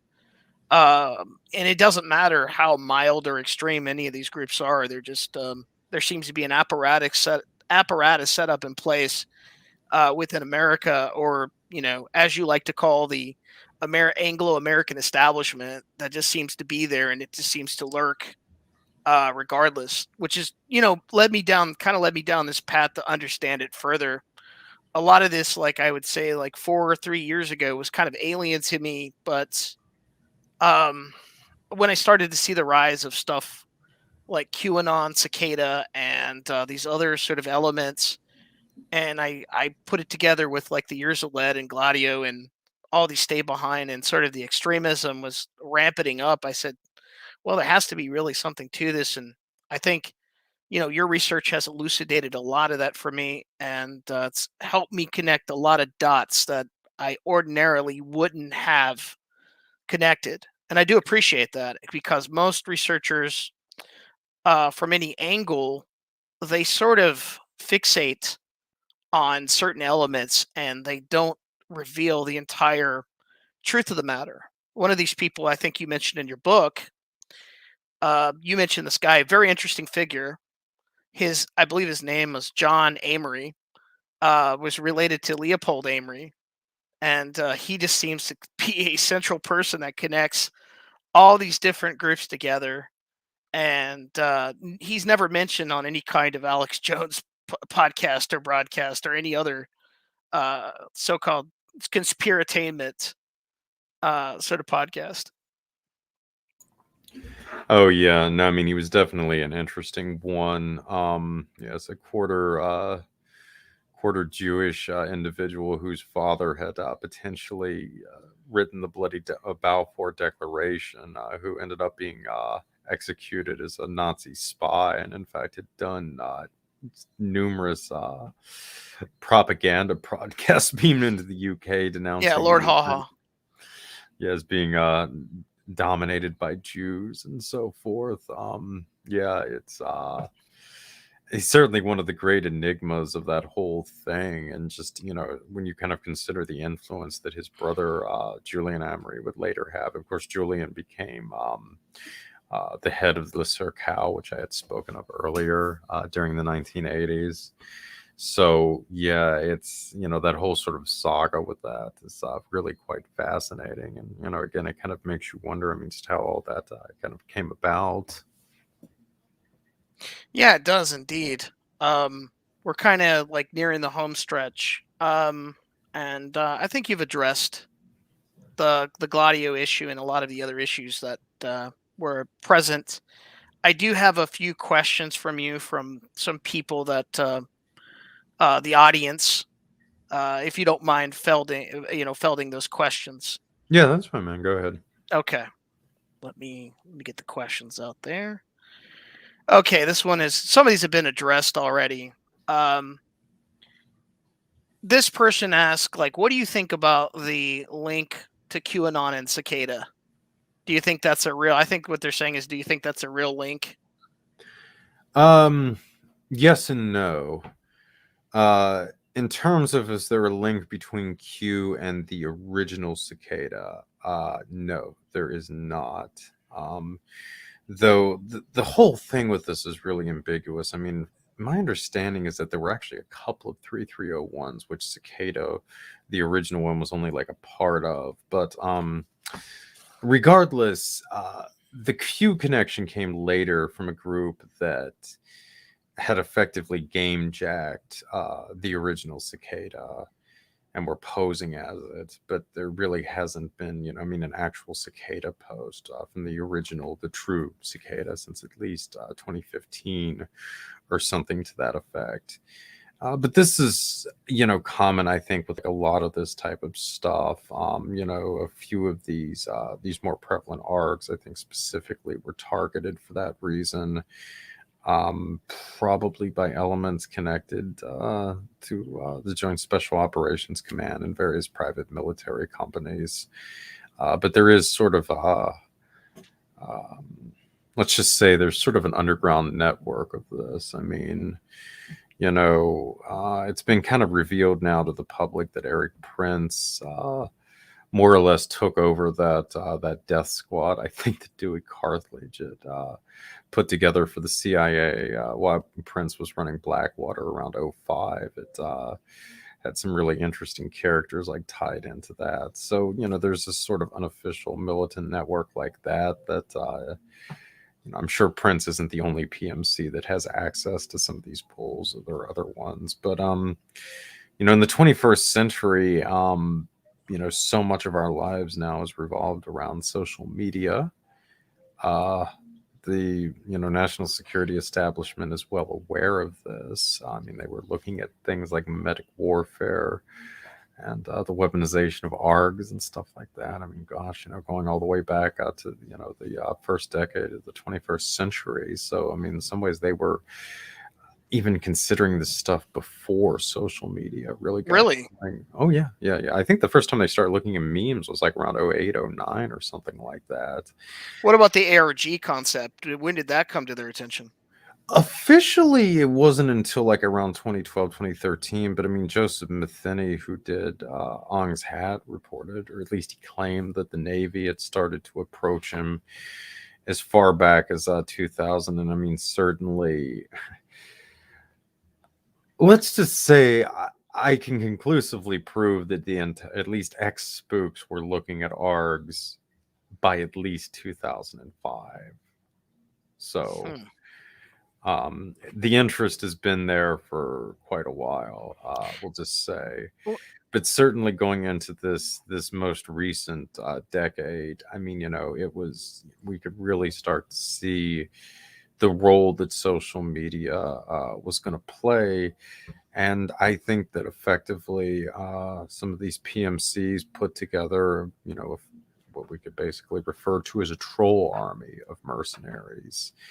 And this network, it again can be used for the left or the right. I mean, it kind of seems like at first, sort of coinciding with the predictive modeling and the psychographical warfare and all that stuff, things like Cambridge Analytica specialize in. I mean, really, that kind of started with Google's work with the Obama campaign in 2008. And, you kind of begin to see the connection with people like Brittany Kaiser later with Cambridge Analytica, where they helped get Trump elected. I mean, I guess sort of like, pulling back a bit, I mean, you sort of have like the two different actors in this, which in a lot of ways are Google and Palantir and that kind of thing, sort of working through Facebook.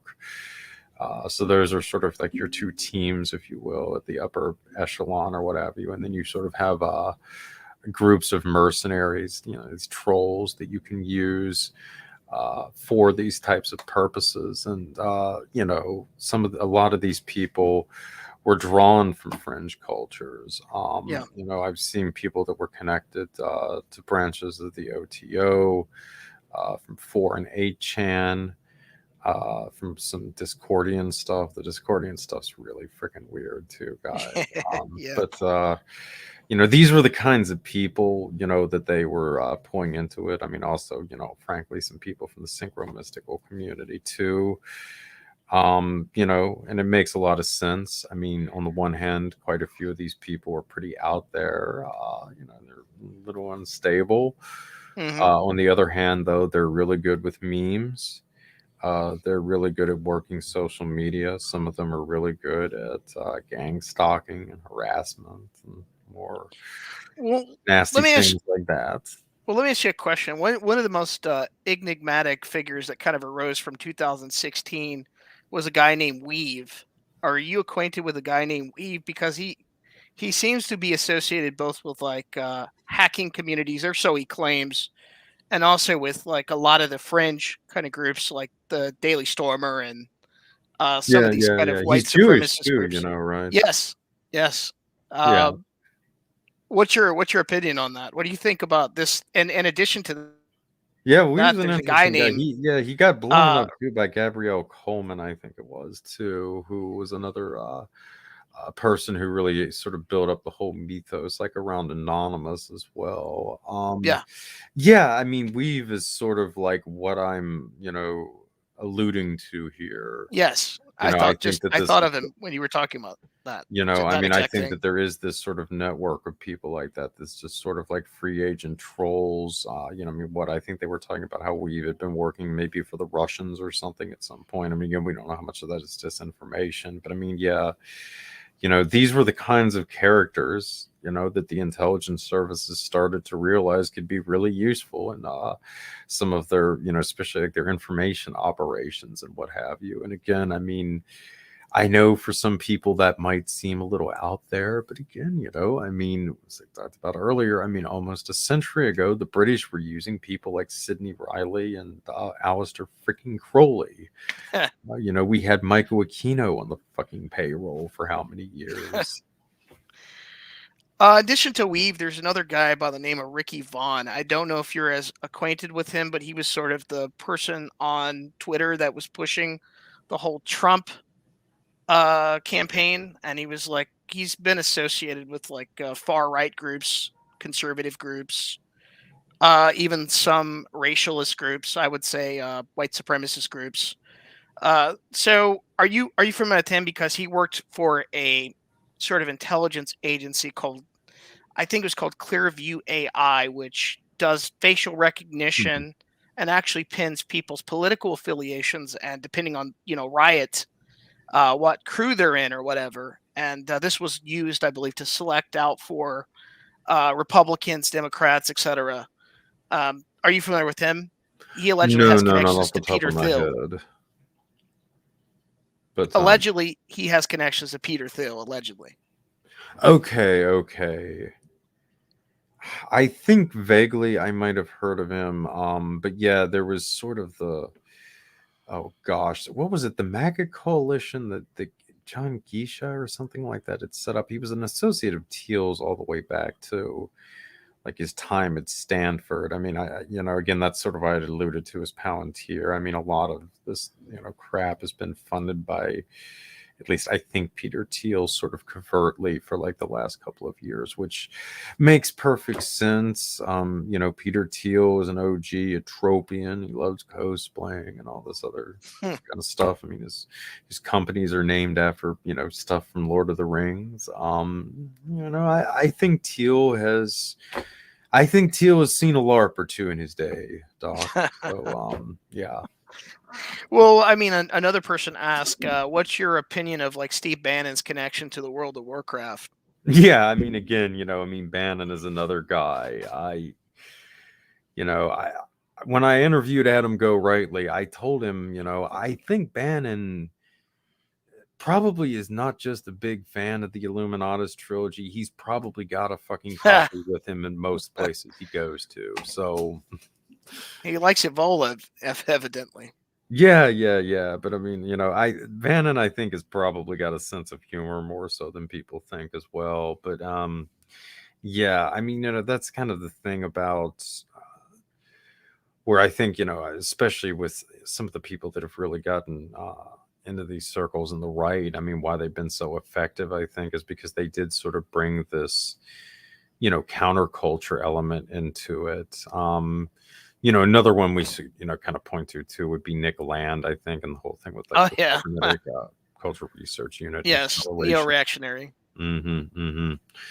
So I mean, there was definitely, I think, that kind of movement. And again, obviously, I mean, a lot of this stuff that I've been talking about, like the OTO or Discordianism, I mean, this was usually more associated with the political left. And you're probably wondering in some ways, well, I mean, it is kind of weird that some of these groups would end up with It is. some of these like really openly fascist Yes. groups. And I mean, I think some of it is just some of it just people for hire, out for money. I mean, a lot of these characters are often hard up for money, but on a deeper level, I mean, I think it also in some cases goes to the whole concept of taboo and breaking it, which is such a big part of different strands of magic and then Discordianism and all this other kind of stuff. And again, I mean, 40 or 50 years ago, doing some kind of public display of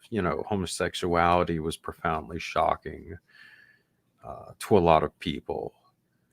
But in a lot of Western countries in 2022, it's not anymore. In a lot of ways, I mean, the left has to almost keep continuously upping the game, with like drag queen story out and that kind of thing. Whereas, now, I mean, a lot more shock value in just going around and like waving a swastika around or something.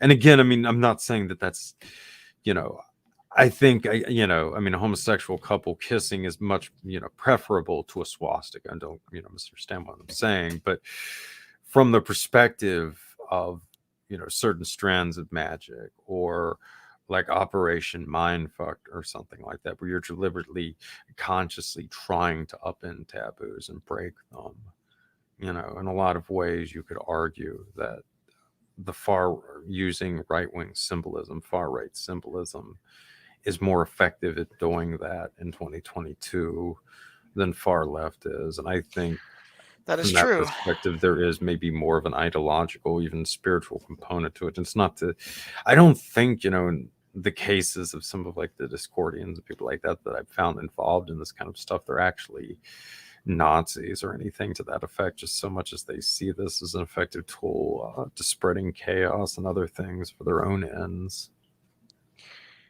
Okay, someone from the chat asked about Dave McGowan, of course, a favorite subject of this stream. Matter of fact, he's part of the inspiration of why I started this stream.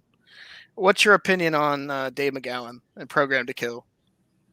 I mean, I think it's really groundbreaking in a lot of ways. I mean, I think it's also deeply flawed in a lot of ways. But I mean, in fairness to McGowan, I mean, it was written almost 20 years ago. There's been a lot of stuff that's come out. I think, in general, we can probably agree that he got more right than he got wrong. It was probably stronger work, too, than Laurel Canyon. But yeah, I mean, especially since I've really been looking a lot at Phoenix, actually, for the current book that I'm working on. And I do think that was, really perceptive on his part. And again, it's kind of another interesting thing when you sort of look at the parallels from then and, now, Phoenix really grew out of the whole concept of counterinsurgency, which became a really big thing in the military and the CIA, but especially the military, like during the early 60s, and was used heavily in Vietnam up through the mid 60s. And it kind of seems like, as I kind of got into earlier in 68, when a lot of the student protests and stuff really started to grow out of hand, so you could kind of read into it that there was a counterinsurgency program initiated here. So now you kind of fast forward to the 21st century, let's just say around 2007. There's a lot of discontent emerging over the wars. A lot of people have started to question the narrative around 9/11. The Great Recession is starting to set in. There's a lot of discontent generally mounting, and incidentally, this is right around the time when we start reviving counterinsurgency. Mm. Again, it's hyped up as how we're going to turn the tide in Afghanistan and Iraq, which obviously it didn't really work out any more so than it did in Vietnam. But it does seem like that it did effectively train a lot of military officers to bring these methods home, so to speak. In the aftermath, or I guess in this case, in part of the ongoing conflicts. Yeah. So There's also a lot of weird coincidences with like just trends in like serial killers, and a lot of them were Vietnam vets. A lot of like Arthur Shawcross saw active duty and may have been part of that project Phoenix you yeah, mentioned. well, that's like what I'm kind of saying. I mean, I think part of the serial killer phenomenon was probably at least a way to deal, I think, with some of the veterans from Phoenix. I mean, it's just, I mean, if you've read the Phoenix program by Douglas Valentine, I mean, just some of the anecdotes he gives in there. I mean, I think like there's this one account he got, I think, from like Navy SEAL or something, where they're flying around in a helicopter. It's being manned by Vietnamese forces, and they see like a couple of children like wandering by below them, and this Vietnamese officer like orders the guy manning the machine gun to kill them, basically. And he looks at the American officer and he's like, should I do that? And the American officer's like, no, you should. The kids, you don't do that. So then he gets back to the base, and like he gets reprimanded by like his commanding officer, and he's just like, why did you do that? You should have let him kill the kids. You made the Vietnamese officer lose face. We need to get like somebody out there who can give these orders and understand why they need to be done. So I mean, this was the kind of insanity that we were doing in Phoenix. You had officers who were ordering this stuff, and also participating in this stuff. I mean, there's even more gruesome accounts you can find in the Phoenix program and some of the other stuff that's come out about that. And yeah, I don't think a lot of these people were probably able to go back to just living normal lives. You had to find something to do with them, and probably being serial killers was one thing. There's another interesting account. It was from John Robertson, I think. I don't know if you've ever seen the documentary The Cocaine Cowboys. Yes, of course. Yes. Okay, he's One of one my of the favorite. guys who appears in that. But he had started out as a Gambino, I think, hitman, and then he had ended up with the Colombian cartel, with the Medellin cartel, excuse me, Yes. by the early 1980s. But he claimed during the late 60s that he was recruited into the U.S. Army, and that he was put into a program much like what has often been described with Phoenix, where his basically sole purpose was to go around and kill people, civilians, and stuff like that, basically wage a terror campaign. So, again, these were potentially the kinds of people that were being used for Phoenix. And this is also possibly the kind of stuff that they were being used for when they got back. Again, there's also intersections between serial killers and drug trafficking and organized crime, such as in the case of Alfo Constanzo. So, Oh yeah. That's for another time though. Last two questions, and then I'm going to wind it down. Basically, I didn't talk much about the Ghislaine Maxwell case. Hopefully, I don't know. Maybe Recluse will come on again sometime to talk about that in his book, because I'd like to do a more thorough kind of breakdown of that. I'm just digesting a lot of his material from the book, and I think that would make for a very good episode. That's up to oh yeah, Recluse, sure, of sure. course. But here's the question that they have for that. They're asking about this particular figure by the name of Queen Anne, and is there any connection to Queen Anne and Ghislaine Maxwell and Epstein? I'm not which Queen Anne are we talking about here I again? think the Christian Identity Queen Anne, I believe, that had connections to Christian Identity. I'm not sure. I'll punt on that one. Give me a Okay. chance to like look into that, and then I'll try to have an answer for you when I come back. And how about Okay. that? Yeah, sure. Let's see also. Is there anything is there like any ties to the I don't think there is, but to the Ghislaine Maxwell and Jeffrey Epstein whole scandal and the Hellfire Club of of earlier dates? Um, well, again, this is where we get into like really speculative kind of stuff. Yeah, I knew that was that way. I knew that would It's be a speculative. complicated subject, but I Yeah. mean, let's just say, I mean, there were elements of like the Hellfire Club, or at least the Dashwood one. I mean, there were a couple of Hellfire Clubs, but the Dashwood one was the really prevalent one, and that was the one I think that had influence with the Whig government. But they incorporated the one deity that Crowley later, what, Hippocrates or something like that, the all-conquering I can't remember the name of the one, but that was something that Crowley adopted from him, and some other things. So the point I'm kind of like getting at here is, I mean, the Hellfire Club proper died off, but it seems like elements of it were incorporated into some other traditions. Crowley certainly seems to have been aware of some of the practices with this. I don't entirely like understand it, but again, there were a lot of these, overlaps with some of the Masonic lodges and so forth. And so getting into contemporary times, one of the more interesting things I saw when I was looking into Perfumo was some comments made by, I think it was Michael Beltane, if I remember correctly.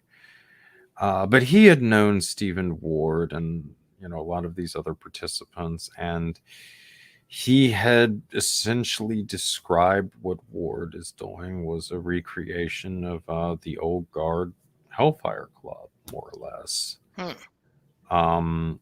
Again, I don't know how accurate that is, but I can't entirely discount the possibility that there might have been some knowledge of this kind of stuff passed down in British society, not unlike sort of the Syllabuska tradition sort of seems to have survived, like, with the black nobility and some of the other European noble houses. So, and again, I definitely think that the Epstein ring grew out of like the thing with Ward and the Perfumo scandal. So, yeah, and I mean, some of the stuff with Thomas Corbally and just the sex parties that later came over to the US. It's not something that I guess my short answer to that would be it's not something that can be completely discounted, as outlandish as it potentially seems on the It surface. does seem outlandish. And the final question for tonight is Klaus Barbie. How much of connection did he have to? I know this. You could do an entire episode on this, but how much connection did he have to any of the narco organizations and some of the right wing organizations in South America? Beyond the fact that he trafficked cocaine, He killed he Shay. had the fiance, was it the fiancés of death or something, which Stefano del Chayak or whatever his name was a part of, who I think was also passing on cocaine to Pinochet. I don't. Let me see. He was also in contact with Scorzini and his whole network. I mean, probably Martin Bormann. Yeah, I mean, I think so. That you know, He had connections to Suarez too, the guy who I think Sosa and Scarface is based on. yeah, I think so. But yeah, I mean, he was definitely, plugged into that whole milieu. I mean, if I'm not mistaken, too, I think Barbary might have attended like a couple of at least one or two meetings of the World Anti-Communist League, like in the late '70s, possibly, or at least Yes, maybe a few of his lieutenants did. So, that's mentioned in that Stewart. I'm trying to think the guy who wrote the book on the Black Carlos, Stuart Christie, the oh Scottish yeah, yeah, anarchist, yeah, mentions that in his book.